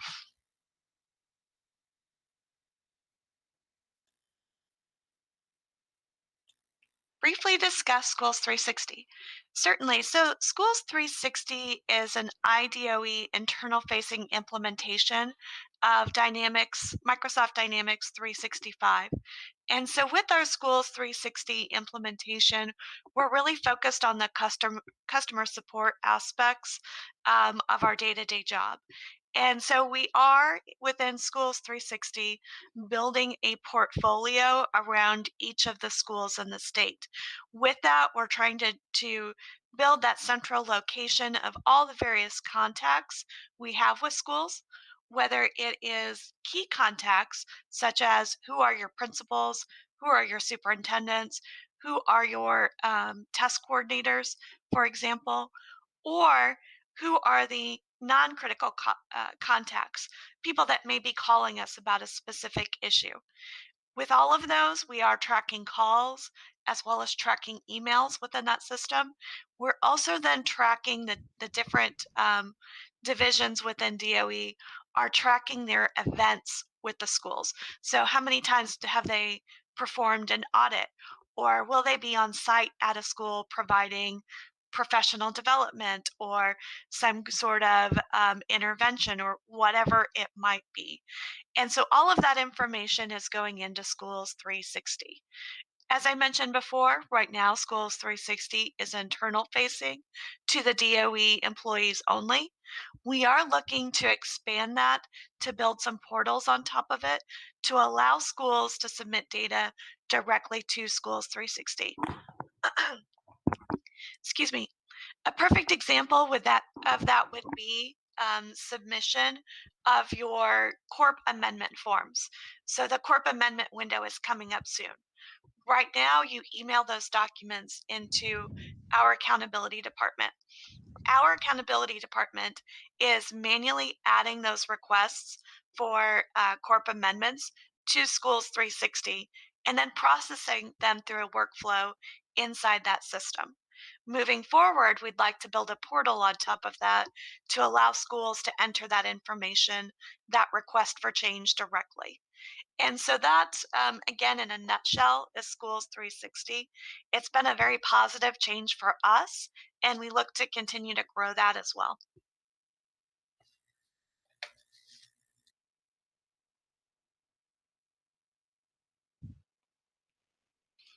My apologies. Allergies are certainly getting me in my voice this morning, so hopefully everyone can hear that. Yep. I will be going for a water shortly. You sound good. You're fine.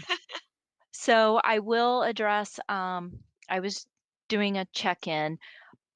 Just so everyone knows, we met with all of the SIS vendors yesterday afternoon and provided them timeline information and any updates or we shared a lot of information with them yesterday. So I know that there was a question about synergy. Yes, they have reached out to us and they have stated that their data is ready for us to review. So we are in the process of working with them. Right now, Debbie, this information was posted out this morning from Dr. Jenner's Sam's and Pam's, and this same information was provided Wednesday in the midweek announcement. Debbie, that's more yours, the May 15th, is that right? Sorry, struggling to find my mute button It's again. okay. That's correct. So last week and this week, we've been communicating to schools about the, again, just what's coming up in the next month or two. So we've got excellent vendor partners in the state. We've been very happy with how well most vendors have been working through the scenarios and getting themselves to a certified position. We have some that are on the cusp of being behind, and so we wanted to communicate directly with you as a school to just give you those benchmarks by which you should know whether or not you should worry. And so if your vendor is certifying, and we said it that way specifically, so certifying, in other words, I will use Synergy as an example since it was brought up. Since they've already submitted data, they've already shown us that they can connect, and now they're just working on the nuances of making sure their data is accurate. We will classify them as certifying. They are not certified yet, but they are definitely in process. And so our worry level for them is not as high as someone that has not connected at all yet. And so please know again that we picked that wording very carefully to just ensure that we are communicating that properly. That if they have connected and they've got some data flowing into us, then we are calling them certifying, even though they may not be across that line yet. And it looks like maybe we have some miscommunication on that, so I apologize that let me just say, I may not be picking my best examples. It looks like we may not have all data just yet. Please do just continue to monitor that Google Sheet online that shows you what's the status of the vendors. But as Michelle noted, we did put out that May 15th date that if your vendor is not connected by that point and they are not actively certifying, we're concerned. And you should share that concern because that likely means you're going to end up doing some templates to get your data in. We're continuing to push the vendors, but again, we don't control their timelines. We can only influence them by explaining what a difficult position they will be putting you in. And we definitely recommend that you reiterate that message to your vendors if you're having that concern as well, that you will be put in that difficult situation. So we put those out there again, just so you as a school has that information of knowing when to raise those red flags with your vendor. When you have a green flag, when you're still in caution, but again, most specifically, when to raise those absolute red flags. And so as we've expressed before, Michelle has completed some trainings already with schools that we know have to use templates because either their vendor has expressed that they would not be participating. Maybe a school is switching vendors or just now getting onboarded with an SIS, so they weren't ready to connect for this school year. So those trainings are out there and available, but as advertised, it is not the seamless process that data exchange is promised to be. It is templates that align to an API. And so it's not the most pleasant experience. So with that, again, we want to make sure that the vendors are continuing their work and continue to feel the appropriate amount of pressure from both the state and you as their customers, especially you as the customers. You hold the contracts, that they're getting this work done and are supporting you in the way that you need.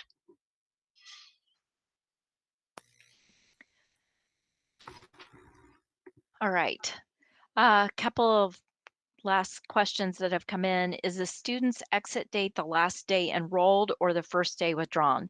This is vendor specific.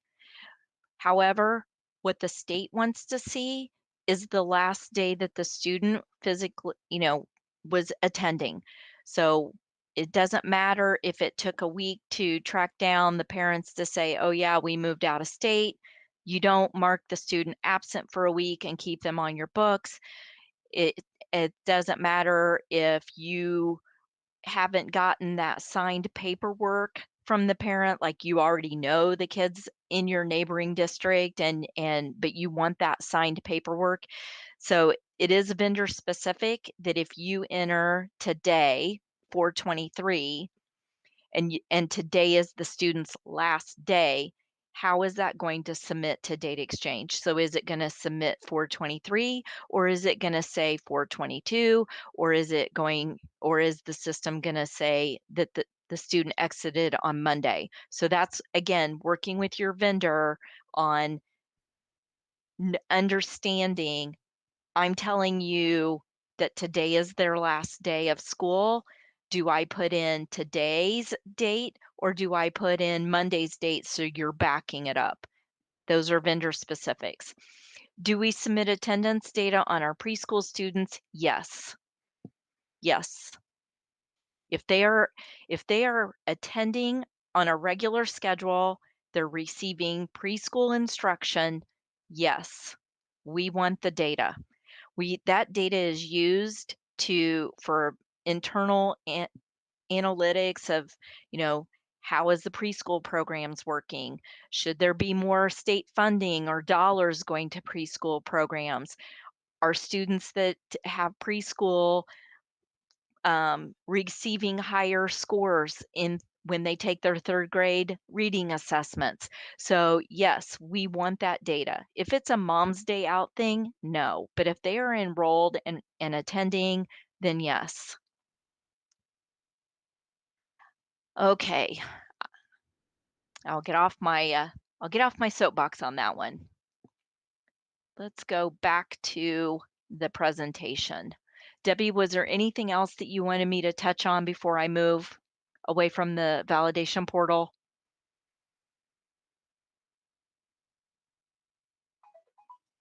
No, I don't think so. Okay. I will note to some folks there were some comments earlier or some questions regarding data exchange and just performance. I do want to note for folks that what you're experiencing today and likely yesterday was a pretty large production build, or maybe a pretty large production build that was being prepped and going out. And so sorry for those disruptions. We haven't gotten into a consistent cycle just yet on data exchange. So please note you may be experiencing some outages today. Excuse me, as we push all of these changes out to production. All right. So I am going to get started here. Not doing too bad on time. Still have a lot to share. Okay, so I want to talk about data in the STN Application Center. So for the 2020-2021 school year, so the remainder of this school year, all school calendar and attendance data, which includes student and student enrollment records from a student information system for the 2021 school year, can start coming through to data exchange. I'm trying to read my notes here. I apologize. So you do not want to wait for the collection to open. You should have that data coming in now once you are connected with your vendor in the state. So the data is going to come directly from your SIS so that you have time to review it and make sure it's ready to go for the July certification cycle.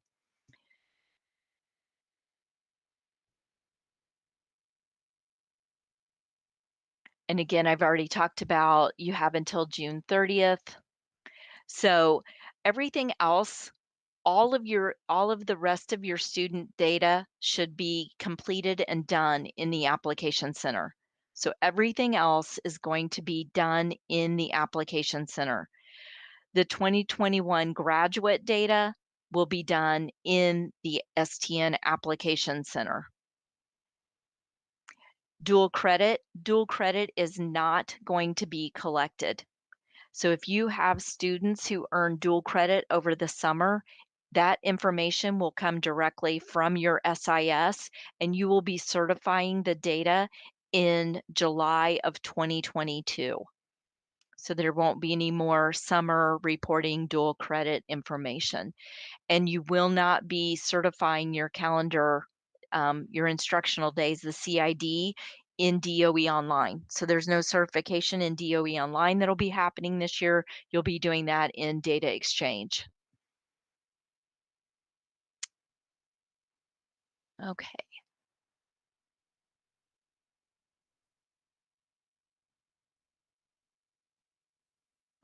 Something is off with my, I apologize. So we've already talked about the attendance data and having it come in. The certification cycle will be July 5th to July 9th. So your admin staff, the LEA or school administrator for non-pubs, and the finance person should be logging in between July 5th and July 9th to finish that certification. Nope, that's the next slide. So this I cannot stress enough.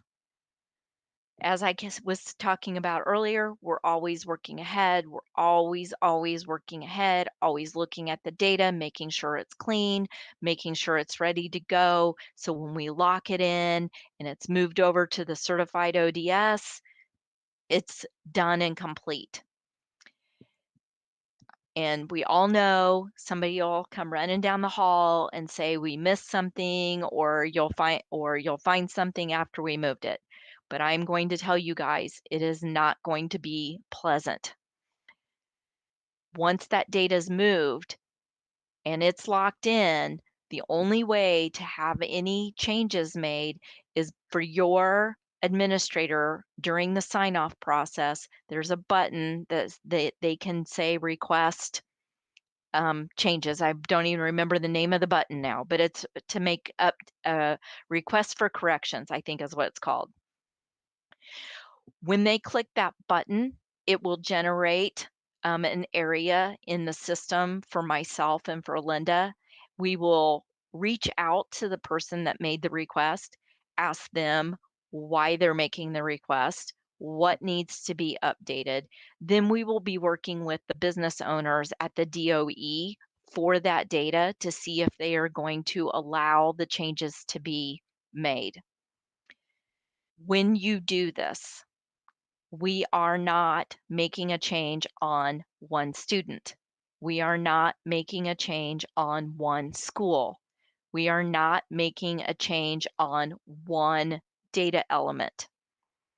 So if you think about October, where you've got pupil enrollment and your curricular materials and your CE and your EL data, if you miss something and you need to change, like, oh, I didn't have all of my free and reduced students marked accurately.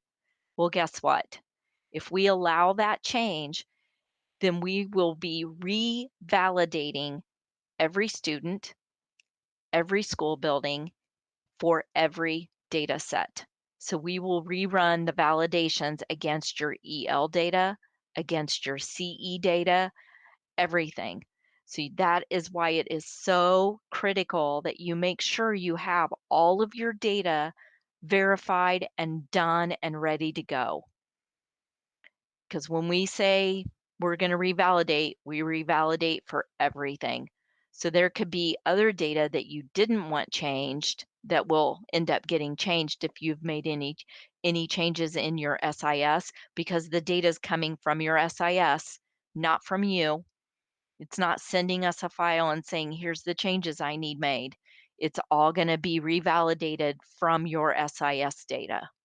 So it's really, really critical that you're making sure your data is ready to go. All right. So we're going to talk about membership. For membership, you will have to do membership in both the STN Application Center and Data Exchange. So the count date, and it was approved. The state board did approve September 17th for the fall count. So this is going to be your first certification cycle in Data Exchange. You're going to be required to submit it again, like I said, in both for the fall only in both the App Center and Data Exchange, because we have to have one round of comparison between the two systems. This is big money. We've got to have that comparison data so we can see what's being sent through those reports, through the through the data layouts that you upload into the App Center, and what's coming directly from your SIS. So you need to be reviewing this data in Data Exchange prior to September 17th, making those necessary corrections in your SIS. And this should allow you to upload more accurate files in the App Center when the collection apps actually opens in the App Center. So if you're doing all your work in your SIS and Data Exchange, then when you download those reports out of the App Center or out of your SIS to upload to the App Center, they should be pretty darn clean if you've been doing all the work in Data Exchange. So the submission dates will be allowed in the App Center until September 26th. Cleanup in the App Center will begin on the 27th and end October 4th, and sign-off will start October 5th and end October 8th. So Data Exchange does not have 3 phases. They don't have a phase for submission, cleanup, and sign off.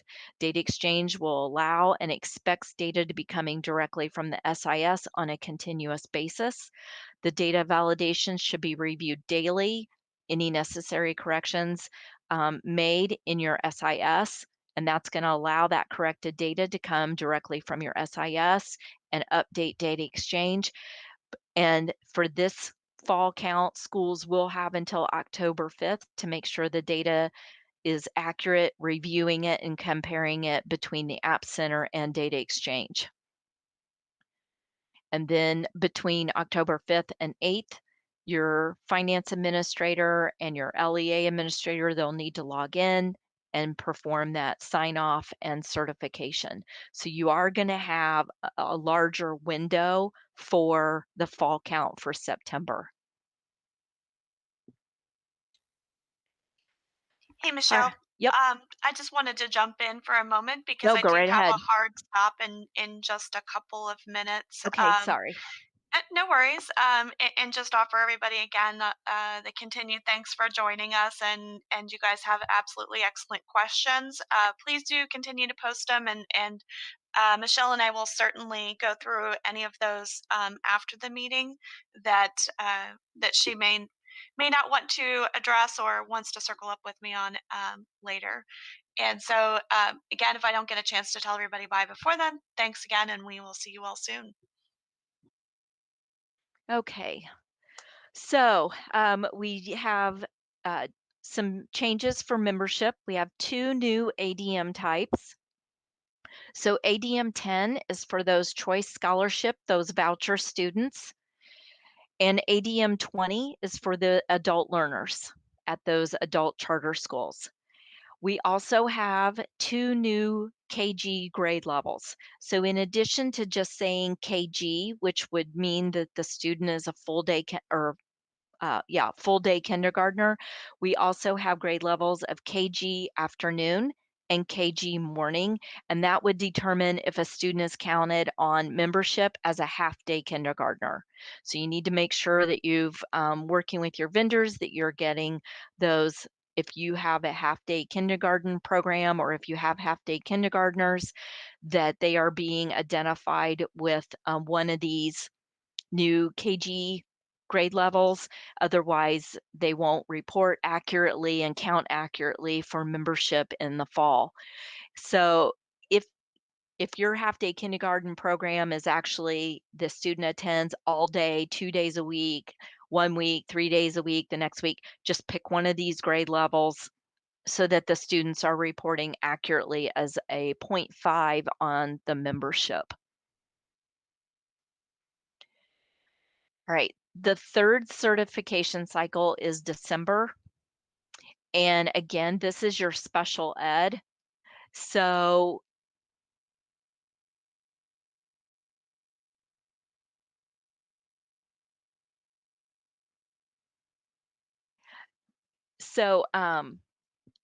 again, just like membership, we've got to have a comparison. So schools will have to do special education in both the application center and data exchange.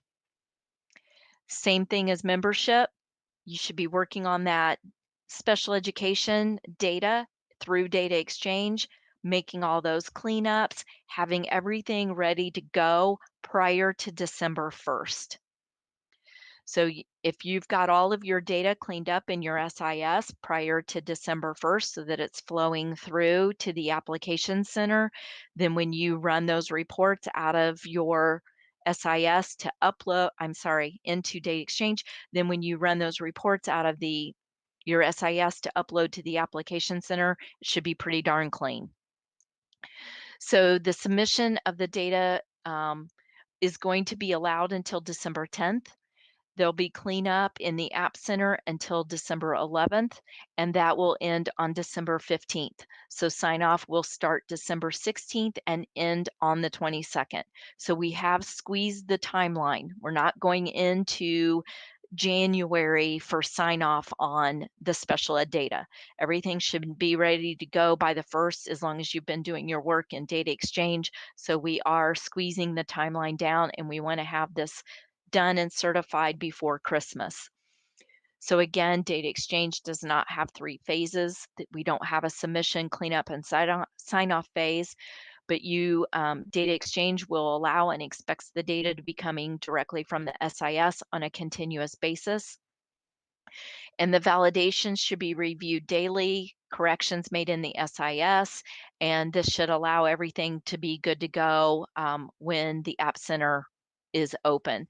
So schools will have until December 16th to make any corrections in their SIS and have that data coming into data exchange. The certification is going to be the 16th to the 22nd. And again, between the 16th and the 22nd is when your LEA admin and your finance admin should log in and perform the sign off or the certification process.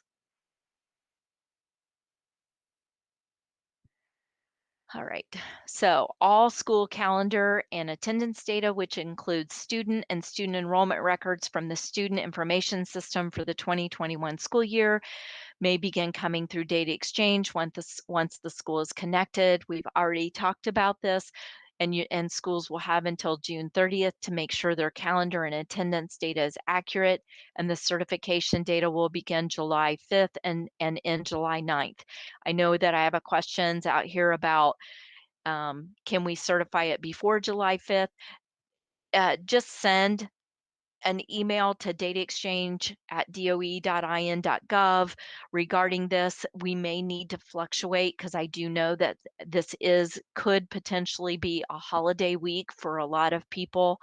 In fact, July 5th is recognized as July 4th, and we have that holiday off. So we may need to make some adjustments on the certification date. So just know that those will be discussed as well, those options.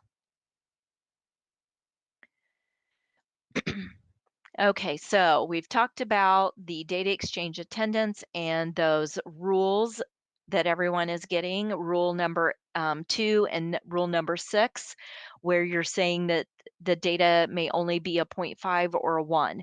So typically this is telling us that the student does not have any attendance days or enrollment days reported. So you need to verify that the student was enrolled and attending in the SIS. Verify that the student's attendance is being provided from the SIS successfully into data exchange, and you may need assistance from your vendor on how to see this information. Debbie talked about this a little bit earlier with that submission tab and showing you the record counts are coming across. Please, please do not report only absences for those no-show students. So we've found where we've had absences only, but there's no days enrolled, no days attended, and those are airing out with the 0.5 and 1 because those are being counted against attendance days and enrollment days. And please do not report student enrollment start date before the school's actual first calendar date. So we've also found where schools are doing those 1-day records on their first calendar date, and they're getting these error messages because we are expecting attendance since we have what we consider an active enrollment on an instructional school day. So those are some things that you can look at. We are finding there is some known issues like the conflict I told you about that's outside of your calendar date range. We've turned that one in. We're working on it. We also are finding where the student, you've done some cleanup work and you've changed the enrollment date to be prior to the school calendar, and you're still getting the AT2 and 6 error message. So we're looking into that one as well.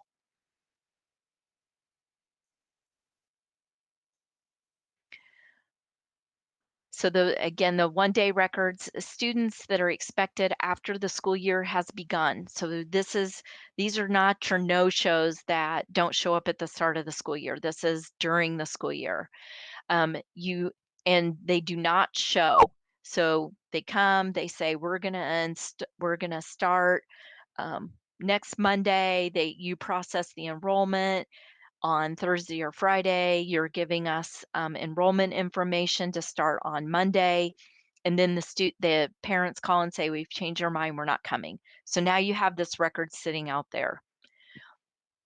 So you need to remove those from your SIS, and you need to work with your SIS vendor to determine the best practice of letting them know that the student is not to be reported in data exchange. Okay. So if you're deleting that student out of your SIS, working with your SIS vendor so that they know what's going on, and then that record is deleted from data exchange next time the information comes across and comes through the API. So just making sure that they have full understanding. If it happens to be a student tells you that they're going to start enrolling after winter break, go ahead and give that 1-day record over a break. Give it outside of that in between. So report their 1-day record on a winter break day so that it's a non-instructional day. And again, working with your vendor so they understand that that student, that's not an active enrollment, and that student's record shouldn't be sent across with a student school association. So this is where a lot of communication needs to come in play between you and your SIS vendors. Because we are not allowing that 1-day tolerance.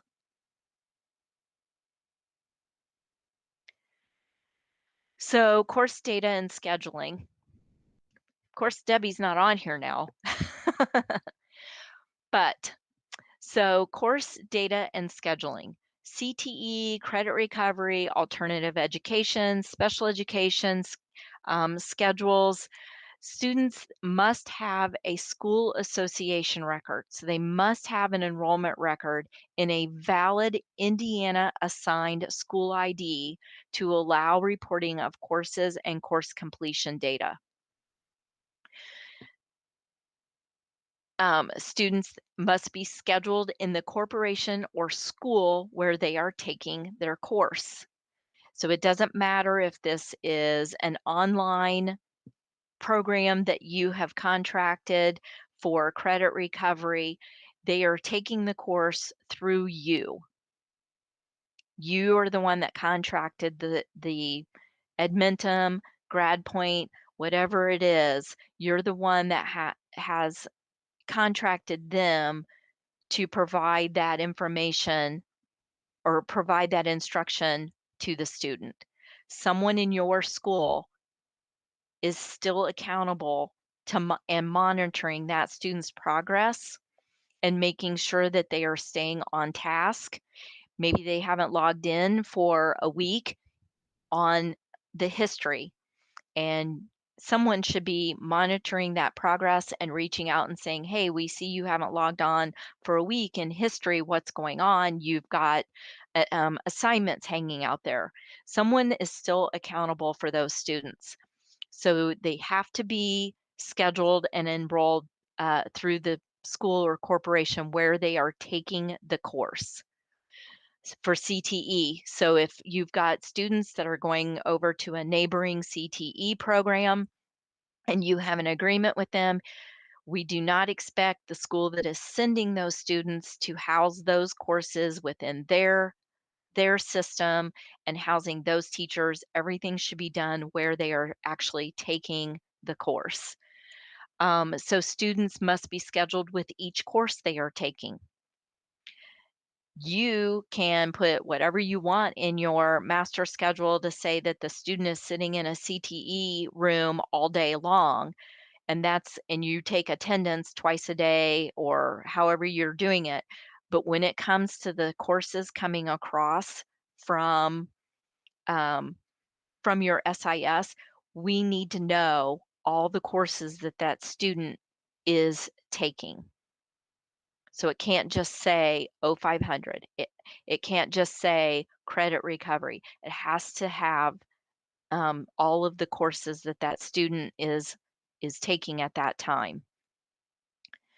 And again, working with your SIS vendors on solutions of how can I schedule them so that I only have the 1 attendance or 2 attendance timelines, but I'm still sending the course data over to the state. So students that are not enrolled the majority of the time at these schools, but they're taking classes, they should have the primary school identified as false. And this comes into play where it could be a CTE program. Maybe they're only over in an alternative education for part of the day, but they're in a building, an actual school building, and not in the program part of the day. So whoever has them the least amount of time reports false. Whoever has them the majority of the time reports the primary school as true. So we have come up with, well, we didn't, a school district came up with an idea and asked if this would work. And we've actually met with another school district asking a very similar question. So for ease of scheduling, we're offering an option that schools can elect to have all of their students that are in a program enrolled in one school within their district, or maybe 2 schools within their district. So this will allow schools to have all the courses necessary in one school building. So you've only got your teachers assigned that are teaching these, maybe alternative education, credit recovery, whatever the program is. You only have to assign the teachers to one school building. You're scheduling the students through one school building, so there won't be those multiple grade book issues, multiple for taking attendance, for grading purposes. But there are some things. So selecting this option, and I've had several meetings, and we just don't have a way around this. So if you select this option, it will cause pupil enrollment data to be inflated for the school. So the school corporation or the school has access on InView to add disclaimers. So you can add a disclaimer on InView explaining why that school's population is increased on their pupil enrollment counts. The enrollment counts will also show increased on your APR on that annual performance report. And again, before you publish out the annual performance report, a disclaimer could be added. This will also affect the enrollment numbers that are submitted from the state to the federal government. So when you're doing your CRDC, those numbers are going to show at that one school. So you just need to make sure that you're including all those students when you're doing your CRDC, so you don't get something back stating that their data doesn't line up with what was submitted from the state to them earlier in the year. But however, accountability, you can still assign the accountability back to the homeschool within the corporation. So where that student would be attending if they weren't in this program. So you can still put the accountability back where it needs to be, and that will stay with the students when they're assigned their cohort. So it keeps the accountability, keeps the cohort where it needs to be. And that information will show accurately on the APR when it comes to the assessment data. So all of the assessment data will go back to the accountable school as well. And the A to F grade, the 162, all that'll go back to the accountable school. So any corporation or school that wants to do this or wants to look at this option, please make sure you're working with your SIS vendor to make sure that you have full understanding how the data needs to be mapped, how it needs to be pulled from the SIS, make sure that the vendors have full understanding of what you're trying to accomplish and what you're wanting to do, and that they are going to map and pull the data accurately into data exchange when you're putting it into the system. So again, critical discussions. One question that came up yesterday is that, and I am going to have to schedule an appointment, and again, information will be coming out around all of this option, is how will this possibly affect title information. So the SES information will be tied to those students at their enrolled school, and how would that possibly affect title data? So be on the lookout, but this is just food for thought if you want to look at this option. All right, we're going to talk about some of the data exchange roles. We've had several questions today, and we've had several questions coming across data exchange. So the data exchange roles, a data admin, those would be like the people you have in the application center that upload and submit the data in the application center now. So this is the only role that allows staff to upload and utilize those templates for any data that is not supported by your SIS. So this is the only role that allows that. So staff that need to upload any data not supported, you can see those enrollment counts, the validation messages, the certification counts for reviewing prior to each certification cycle. A data viewer, those staff have the exact same access to data exchange. The only thing they don't have is they cannot upload templates. They cannot upload data that's not supported by your SIS. So to me, a data viewer would likely be your front office staff, admin assistants, or secretaries. So they have the same access, they just don't have upload rights. If you assign a data viewer to the entire corporation, they will see the entire corporation validation messages and counts. If you assign them only to their school, they will see their validation messages and their counts. The LEA administrator, that's for public schools, that's your superintendent. The finance administrator, that's like a CFO or a similar title. The school administrator at a non-public, that's like your director or the staff that's in charge of the non-public school building. Sometimes it's a principal that's in charge of the non-public school building. And then giving them that data certification, that decorator role, that allows these staff to sign off and complete that certification for each of those certification cycles.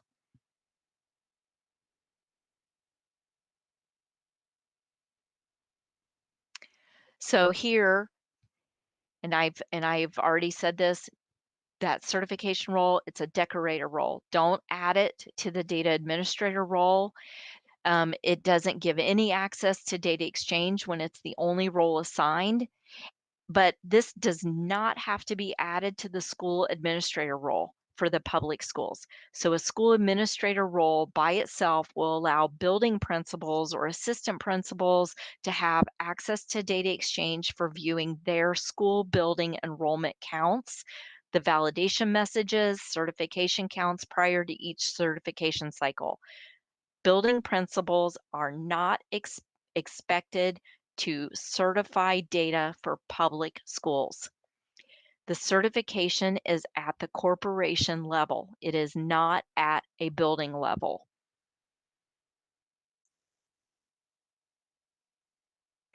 The Moodle training, I've already talked to you and shown you the Moodle trainings. And again, the calendar student enrollment, and attendance trainings are all complete. Next up is pupil enrollment, and then membership will come right behind it. I also just about have it's not called course completion. You will start seeing student academic record reporting, and that is going to be course and course completion reporting.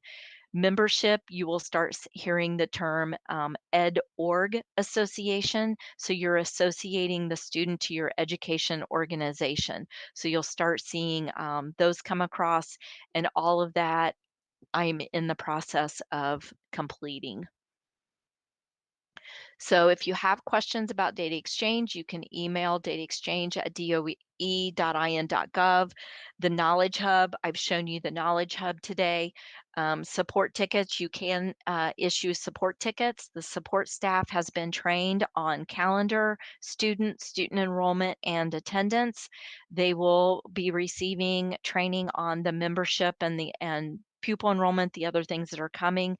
If they are not able to assist you, they do reach out to me for anything that they cannot assist with.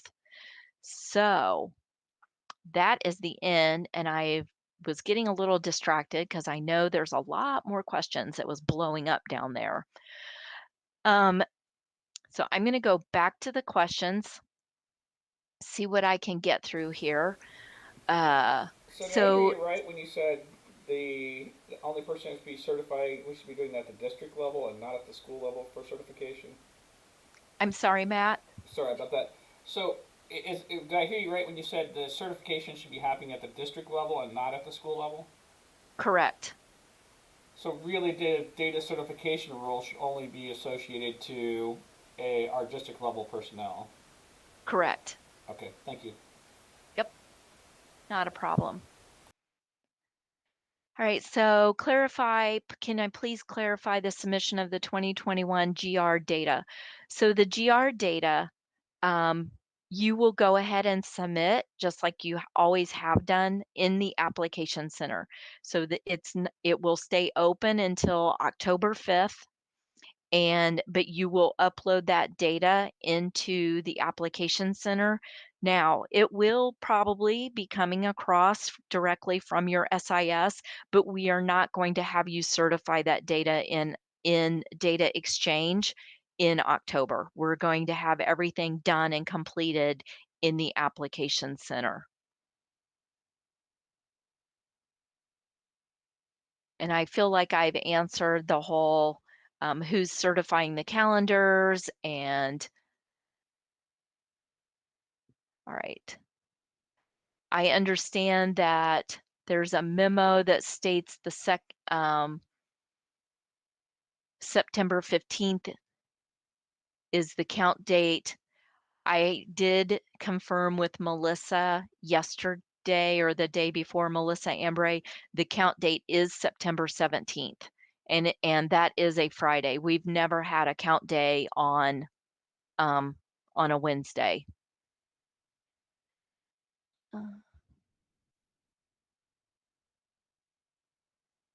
So again, about graduation, the graduate data will be uploaded into the application center and completed in the application center for the 2021 school year.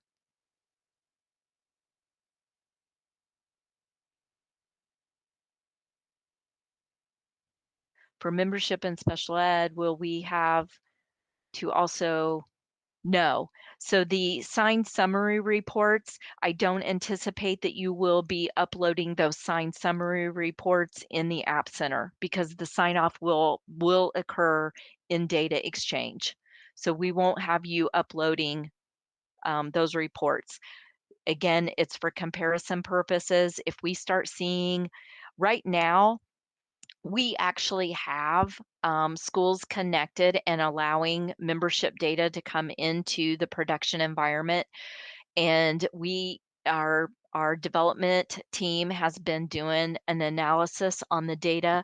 So we've actually been looking at data from February in the App Center and comparing it to the data that we see in production. And it really looks pretty good. We've had some schools where it has mapped 100%. The total numbers are exactly a match. And we've had others where there's like maybe 5 students that they're off on their counts. So you won't need to certify in both places.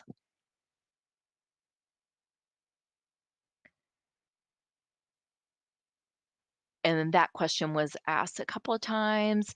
Will we still have marked present and absent for? Yes, that will remain in place for attendance from here until EdFi is no longer, I guess, or until data exchange is no longer. Schools will always have to mark their students as present or absent, and or whatever agreement you have or training you have from your SIS to determine that a student is being marked as in attendance, but we will always be collecting the in attendance code from here on out. Is the state going to be assigning all new STNs next year? No. How long will we look up a student to see if they already have one? So right now, this is where Debbie was talking about the identities. We don't anticipate in having this in place until like March of, or by March of 2022. There, we will put out lots of information and training and make sure everyone has full understanding. So you will continue to create your own STNs for the 2022 school year. You will continue to use the application center to look up students to make sure that if they have an STN or not. The application center is not going away in the 2022 school year. It will be there. It is not getting shut down. We will not turn the application center off or retire it until we have full implementation of data exchange. So the App Center will be available to you all of next year.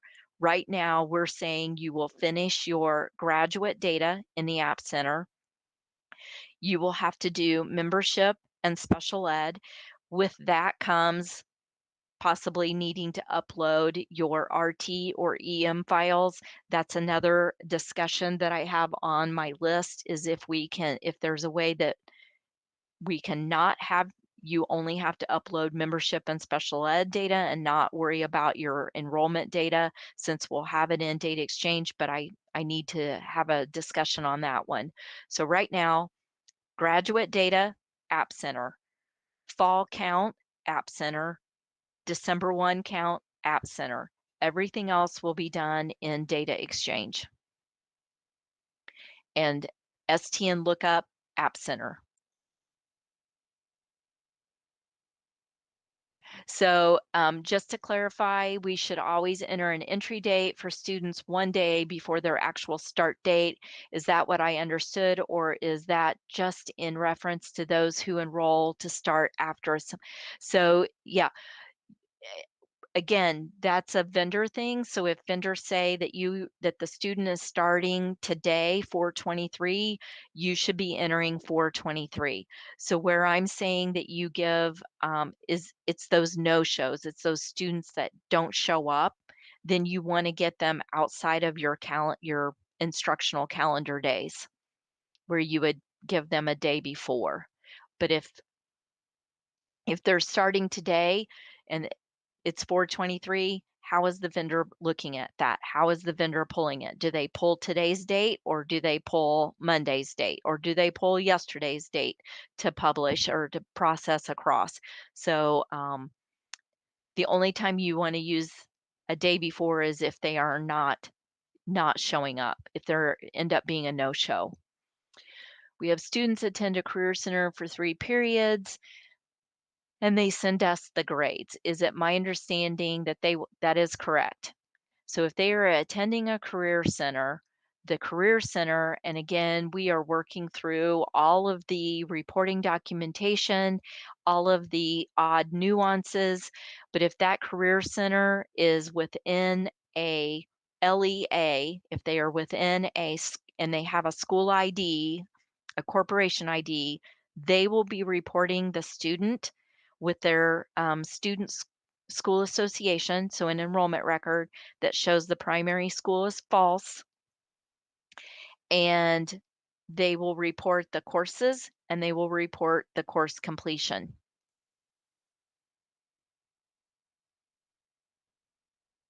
For course data and scheduling in SIS, just to be clear, our virtual students are currently enrolled in Admentum.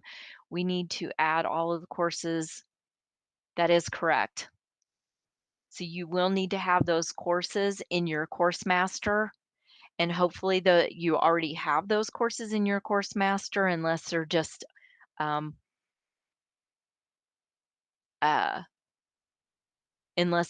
odd courses that only those virtual students are taking. But if they're taking algebra, you should already have algebra inside your course master. So it's just adding a section for those virtual students if so you can identify who's taking what course. And yes, I need to go over the primary school for true false. I know you guys can see this, but I need to get back out here to pull. This is what hasn't been posted on the enrollment webpage, and it is coming.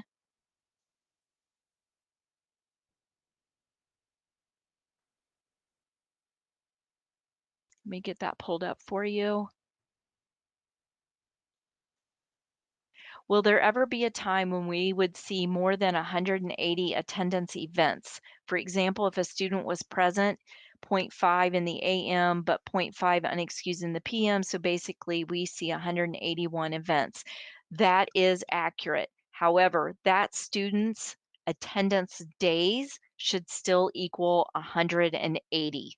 So you could end up having 200 events on the student, but overall that 0.5 and 0.5 equals 1 day. So the total would, if the student was there enrolled and there for 180 days, you would see 180. So yes, you could have more than 180 events, but the total enrolled days should be 180. Same with a student that's there for 90 days. You could have 120 events, but if they were only enrolled for 90 days, then you should only see a total of 90 on the days enrolled. If you correct a no-show student, enter an exit date, do you need to republish? Yes. Yes, you do need to republish for that error to disappear. And again, working with the vendor to make sure that they understand that you've changed that enter and exit date so that it's outside of your calendar, so that it's coming across so you no longer see those error messages on the attendance. We have a lot of these attendance warnings to refer after confirming that some of these students have been. Yes. So warning messages are in data exchange are the same as they are in the application center. As if you've looked at those warning messages, so there are a lot of warning messages out there right now about the 10% unexcused, excused, and the habitual truancy. If those are accurate warning messages, then you are good. You can move on. If you show that the student shouldn't have that warning message, then you need to look at their attendance, make any corrections, and then that warning message should fall off of the student as you allow updated attendance information to come through and you run those validations again. And I do hope that the automated validation process is turned on early May so you no longer have to remember to go and hit that validation button, the run rules. Okay, will you please repeat what data role is assigned to person in charge of?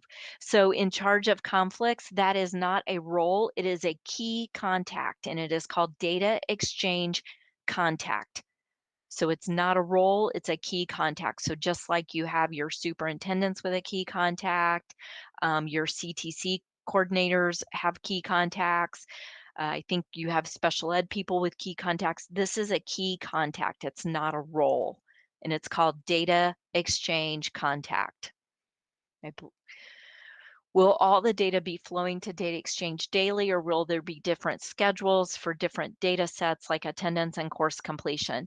Again, this is working with your vendors. So we have recommended to vendors that the attendance comes across at minimum weekly.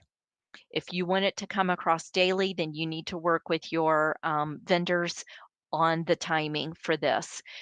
When it comes to course completion data, we've told the vendors we need to see the courses. So what courses is the student attached to, because that's going to be utilized on the data dashboard for teachers to have access to their students and information on their students through the dashboard. But when it comes to the course completion, we're telling vendors, we're making the recommendation, we do not want to become the state grade book. We don't need to see each assignment grade. We don't need to see each test score grade. We, just like you're doing now, we only care to see when the student earns that final grade and or earns that credit. So the data can come across once that grade is earned. So if you think about your credit recovery students or your online learners, maybe they finish a course in 3 weeks, maybe they finish a course in 4 months. But when they finish that course and that final grade's available and or credit is available, that's when we expect to see the data.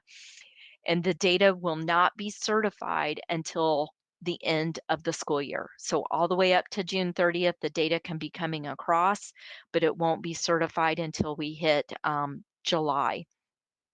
And the good question on this, I was asked, what if they don't complete the course within this school year and they're finishing the course in the next school year? We do have the status of incomplete, so you can give that, it should come across by June 30th that the student has an incomplete, and then they would need to have the schedule and course reported again for the following school year. And when they complete that following school year, we would get the course completion information.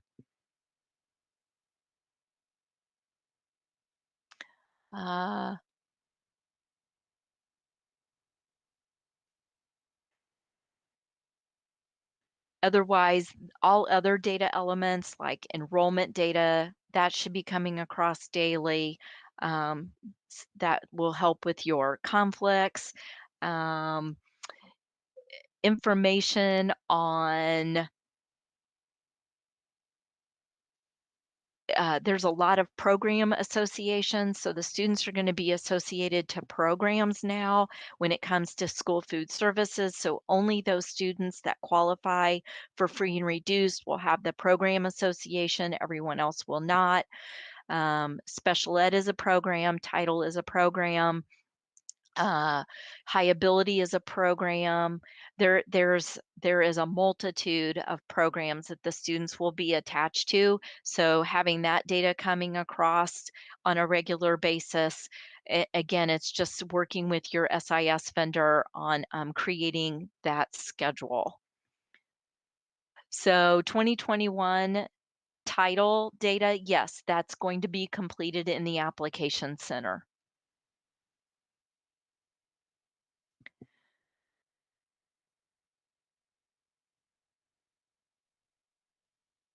And under my attendance certification tab, all my eligible students show greater than or equal to 162 days. I hope I'm reading that right.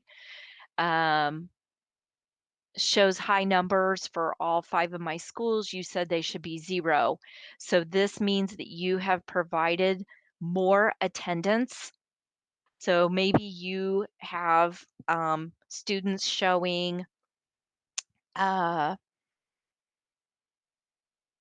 day and a half because and again, this is working with your vendor. So working with your vendor and just making sure that if you did any changes to the attendance records, and this is an FYI, if you have a student who was out sick, the parent called them in, said they're not going to be at school today, they're out sick, and you mark them in your system as unexcused absent, because due to local policy, you need a note from a doctor. Maybe this is the 5th day they've been out sick, and you require a note from the doctor. So you mark them unexcused absent. Then the parent brings the note in and you change it to excused. You need to make sure that you have worked with your SIS vendors so they have full understanding of what you're doing. You have full understanding of what they are doing. They will need to know that there was a change made to that attendance data, because if not, when that data comes through again, it actually will keep so let's say it's today, 4/23, it will keep today's date, 4/23, as unexcused, and it will add a second record of 4/23 saying now that it's excused. So that shows the student with 2 days of attendance on 1 day. So that is a very good reason that you may have more than the 162 days showing because you've made changes or there's been additional attendance records reported on the same day for a student. Where will this be posted and when? That's a Matt question, and he will let you know at the end of this session. I believe it's all posted out on the Unite website. What about reporting attendance for Career Center students? Will the Career Center report the attendance, or does the homeschool currently? Correct. So those Career Center, currently the Career Center reports the attendance to our high school clerk, and she puts it in our SIS. So we are having conversations on this as well, but it is our theory the Career Center would be reporting the attendance for the time that the students are with them, and the homeschool will be reporting the attendance for the time that they are with them. Now, the Career Center, they would be identified as primary school false. So the attendance is not going to go against your accountability. So the attendance will stay with the homeschool.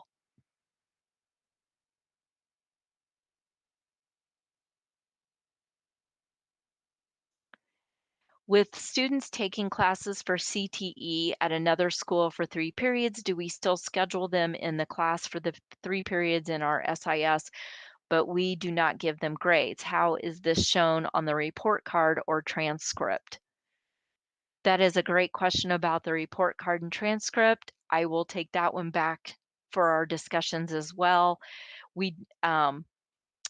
So if you need to put something in their schedule as a holding spot, that they're over somewhere else taking the CTE courses, but that CTE building should be the one that's reporting their schedule as well, and the report card. So I will have to take that question back to Debbie and the group on how that will work for the report cards and transcripts. Our kids that we did a 1-day RT on and never showed, but they have 0 attendance tied to them. So I would need to go in and change them all to AU, and I'm assuming that means unexcused absent. We do not want attendance showing on students that were no-shows. So the no-show students should have an enrollment record outside of the school calendar and no attendance reported. And again, I know there's an issue that some of this is not getting updated on our side that we're looking into. How do we update the data exchange contact once that button is enabled? By changing out the key contact. So if you change out the key contact, it should update that report in data exchange. Can roles be isolated and assigned to specific data collections? No, that is not a current option. We have a ton of students that did not start with us, and we have that 1-day RT record for those kids with no attendance? Do we need to mark them as unexcused absent, or do we need to set Power School and have them start a day before? Yes, you need to have them start at and end a day before your calendar starts.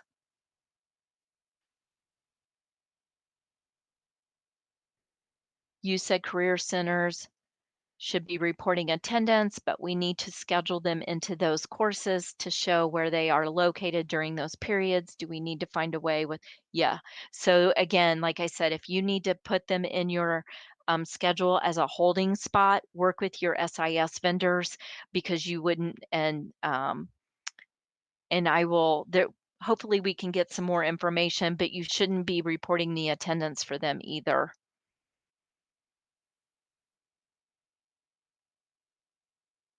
You stated that students must be withdrawn as soon as the parent notification is made, not to wait for official documentation. Is that the case for high school students that move to homeschool? Also, do we withdraw to homeschool before official documentation is received?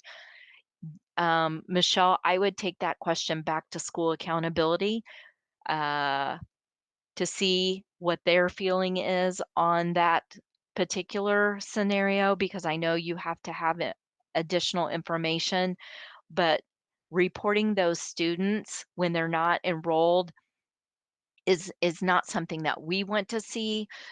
I understand with the homeschool, you know, do you wait for the documentation and then backdate it in the system so you're giving us the official last day?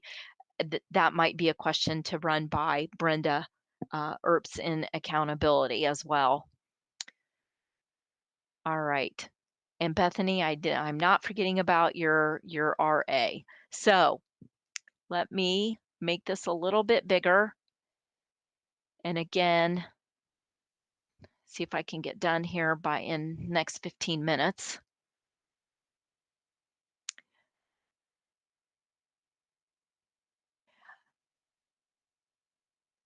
So this is going to be the reporting guidance document for your enrollment reporting. And you will find that I have created this little cheat sheet chart down here of when to report the primary school as true and when to report the primary school as false. So if a student is enrolled and attending more than 50% of the time, whether physically or virtually, in your school, they should have the primary school marked as true. If the student is transferred in from another educational setting for better accommodations, so these are transfer in students, you do not report them for membership funding. There's no ADM type. They were transferred in to you through an agreement with another school corporation because you have the better educational accommodations or special education accommodations. These students are reported as primary school true because you are that primary school for those students. They are with you. All right. The primary true will identify those students as an active enrollment, and they will be included on your pupil enrollment. They are a butt in a seat, whether they're there physically or virtually. So when you want to report a student as primary false is when they are dual enrolled and they're attending less than 50% of the time, whether that's physically or virtually. So if they are there less than 50% of the time, you report your primary school as false. If they are there exactly half, somebody's got to figure it out.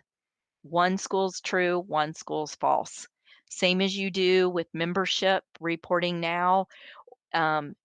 Somebody has to figure out who's claiming and who's not.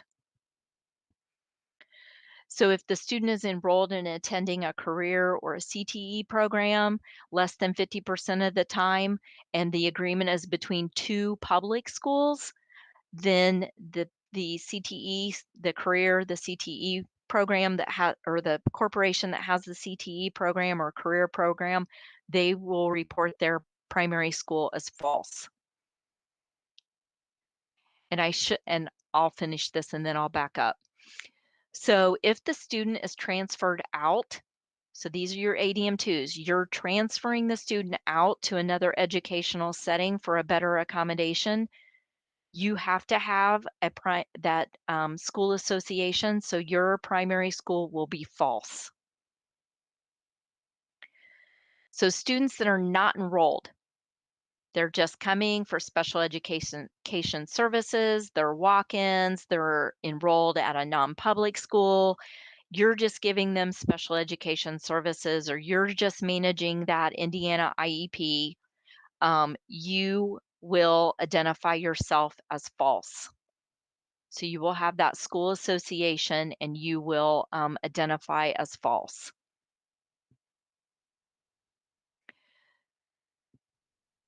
Just a moment.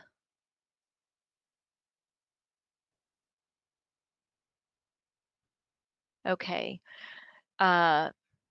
Student is not enrolled and attending, but is being referred and evaluated for special education services. So this is your RA records. So you need to have a school association. You need to have an enrollment record. You will report yourself as primary school false. If the student is homeschooled and attending less than 50% of the time at either a public or a non-public school, because we have this happen at the non-public schools, they have homeschooled students as well that come to them for a couple of classes, then your primary school would be identified as false. Okay, so this is the true and false. And now I will back up. In order to provide any data on a student, they must have a student school association. So that's an enrollment. And this is the reason we have in place the true and false. So with data exchange, all data starts with the student school association or that enrollment record. Then we start adding data to that enrollment record. So it's the school association, and then you start adding your ed org association, your membership data. You start adding your programs. So the school food service, the curricular materials, the special ed, the course data. So in order to give us course data, they have to have a school association. To have attendance, they have to have a school association. To have any of the other required data, they have to have a school association. This is the reason we have the true and false. If we have two schools that report true, you will get a conflict, and it will state that you're in conflict with another school. So that's another area to look at. If you've got an attendance conflict, it could very possibly be that not only are the dates overlapping, but you both have reported true. Caveat: when a student exits from you and goes somewhere else, you do not become false. You remain true. They were true with you while they were with you. If you change it to false, you're going to have problems at the end of the school year with all of your data reporting, because anybody that is identified as false will not count in your certification. So if the student was with you at the start of the school year and they exit in December and you had reported them with high ability data, you've got your attendance data, you have course completion data, and you change them to show as false because they exited, you're going to have issues with certifying their data at the end of the school year. So so if you have two trues, it will show up as a conflict, especially when we get to pupil enrollment, because two schools cannot have a student count for pupil enrollment. If you have one true and one false, then all the data will work. Same with membership. So when you have membership and you've got those students who are transferred in and you're the true, the school that's reporting them for for the funding will show false and the data will flow through. All right. Let me look at a couple of these questions. Homeschool students, if they are only here for 3 classes, we mark no to primary and leave primary school blank. That's a question for your vendor if you leave the primary school blank. I'm not sure how that's identified inside of your SIS, so you'll need to ask that question in the breakout. If students attend exactly half, I already addressed that one. So is it possible to have 2 student records, one true when they attended and one for false when they just come for special ed services? So if a student was enrolled in attending, and you had them marked true, and they exit, let's say they exit to homeschool, but you're still giving them special ed services, you would need to have 2 school association records. So you're going to have one when they were actually enrolled in attending. You'll give us the exit data with the exit code 20. Then you'll have a new entry date. And with that new entry date, then you can report the false. And this is not posted out. I had hoped that we had this updated on the website for today's meeting, and it's not. So I do expect to have this updated on the website hopefully next week, and you'll have access to this document. What is the proper security role for someone who is responsible for specific data collection? Example, SE, our special ed office manages this data and makes necessary corrections. So I would say that so the corrections are going to be made inside the SIS, and I haven't made this statement today. There is no input forms in data exchange. There is no fixing data on the fly in data exchange like you can in the application center. There's no red X for you to delete a record out of data exchange. So everything is going to come through your SIS. So if your special ed office is managing those corrections, they could just have the data viewer role so they can see the validation messages to make those corrections in the SIS. If they are going to need to, James sent me a message a little while ago. If those staff are going to need to run the validation button, they would need to have the data admin. He corrected me that the data viewer cannot run the validation runs. And yes, Deanne, you are top on the list with 6811. That is in our bucket of to determine how the information is going to be reported for those special ed co-ops and the interlocals. And we've got a whole laundry list of special situations out there that we're trying to work through of how the data will come into data exchange. So RA. Bethany, I hope I answered. Is that? So with RA records,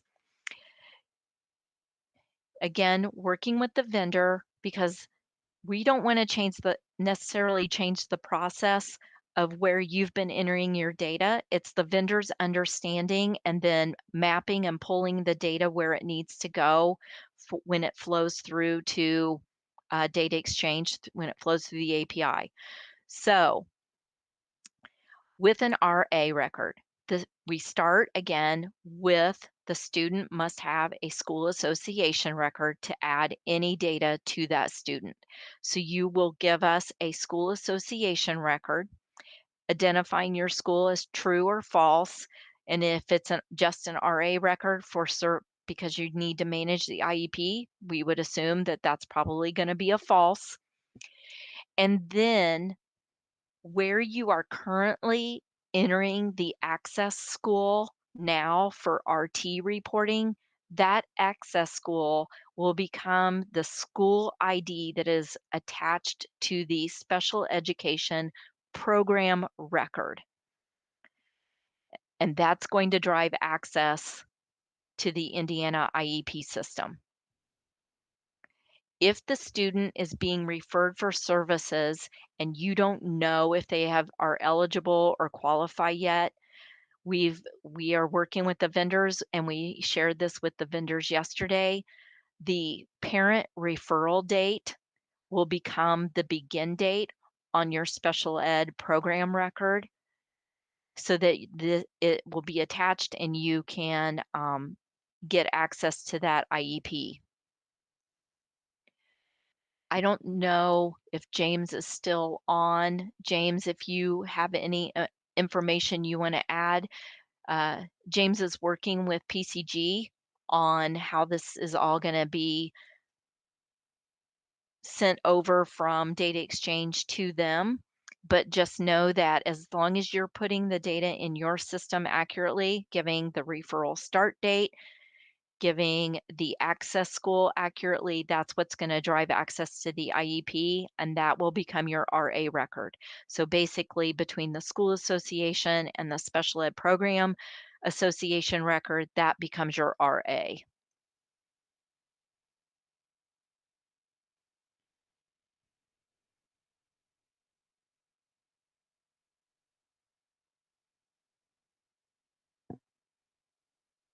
Okay, I think I've answered.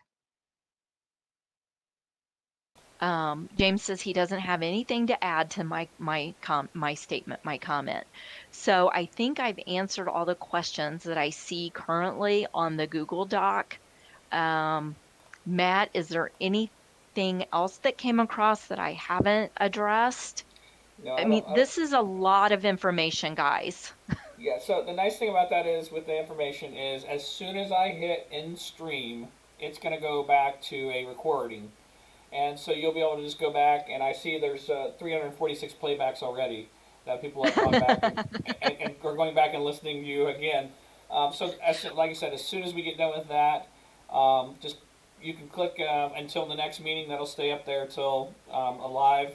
Again, just go to indianaunite.com and just click on the live stream, and that live stream automatically, as soon as I hit end stream, will automatically switch over to the recorded version of it. So again, I want to thank the DOE and all their time that they spend. I know they don't like doing this any more than we do, but we have to, and they communicate really well. Normally, when we're doing all these big translations, I'm going, they're not communicating, but I think they've done a really good job of communicating changes and where they're going, and the timeline, and even focusing on the future. So I commend them for that, and I thank them for that too as well.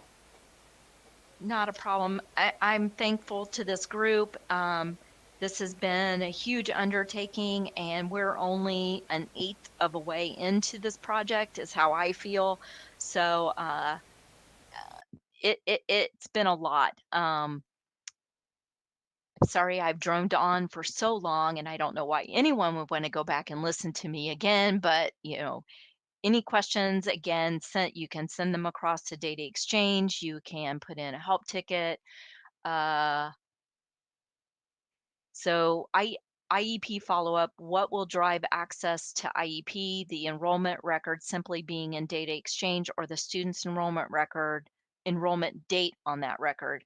Is that up to the SIS vendor? So no, access to the IEP is going to be the school association, so the enrollment record. So you got to have an active enrollment record, and then the student's special education program association record. So you're associating the student to the program of special ed, and the access school that's on that record will drive access to the IEP. Now, keep in mind, right now, we're status quo. So whatever you're reporting in the application center on the real-time record, or the enrollment mobility, well, there is no enrollment mobility access. So whatever you're reporting on that real-time access field, will continue to drive access to the IEP. So we are not ready with the Special Ed Program Association records. Your vendors are not ready with the Special Ed Program Association records, and PCG is not ready with those records. So it's status quo right now. I'm just letting you know how it will work once we have everything set up.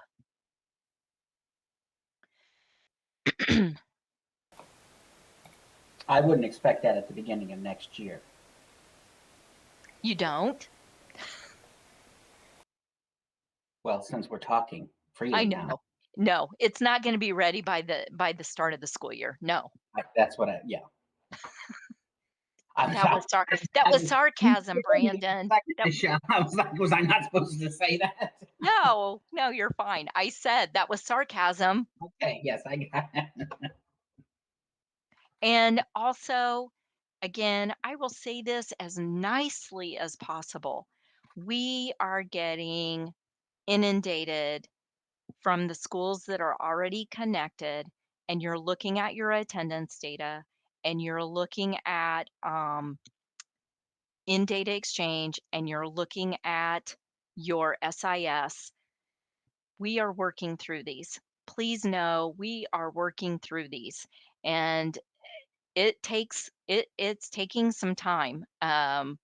So having some patience with us, having some patience with your SIS vendor, because not only are we working through it internally, we're working through it with the SIS vendor, and it's taking a little bit of time. So it's a lot on our plates, and we're trying to get to everyone as quickly as we can. So having some of that patience is greatly appreciated.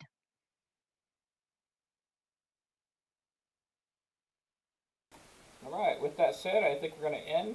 Again, I thank everybody for attending. It looks like we had about 200, and we averaged about 160 staying on and listening. I know it was a long meeting, but I think there's a lot of good information in here. Again, thanks everybody for attending. Thanks DOE, and you'll get a survey out here for next year's dates and whether we want to continue to do this online or meet in person. I think both have their valid things for them, so we'll be looking for that. We'll send it out to the whole group, and you guys can weigh in on that. Again, thanks, and we are out for another virtual COVID meeting.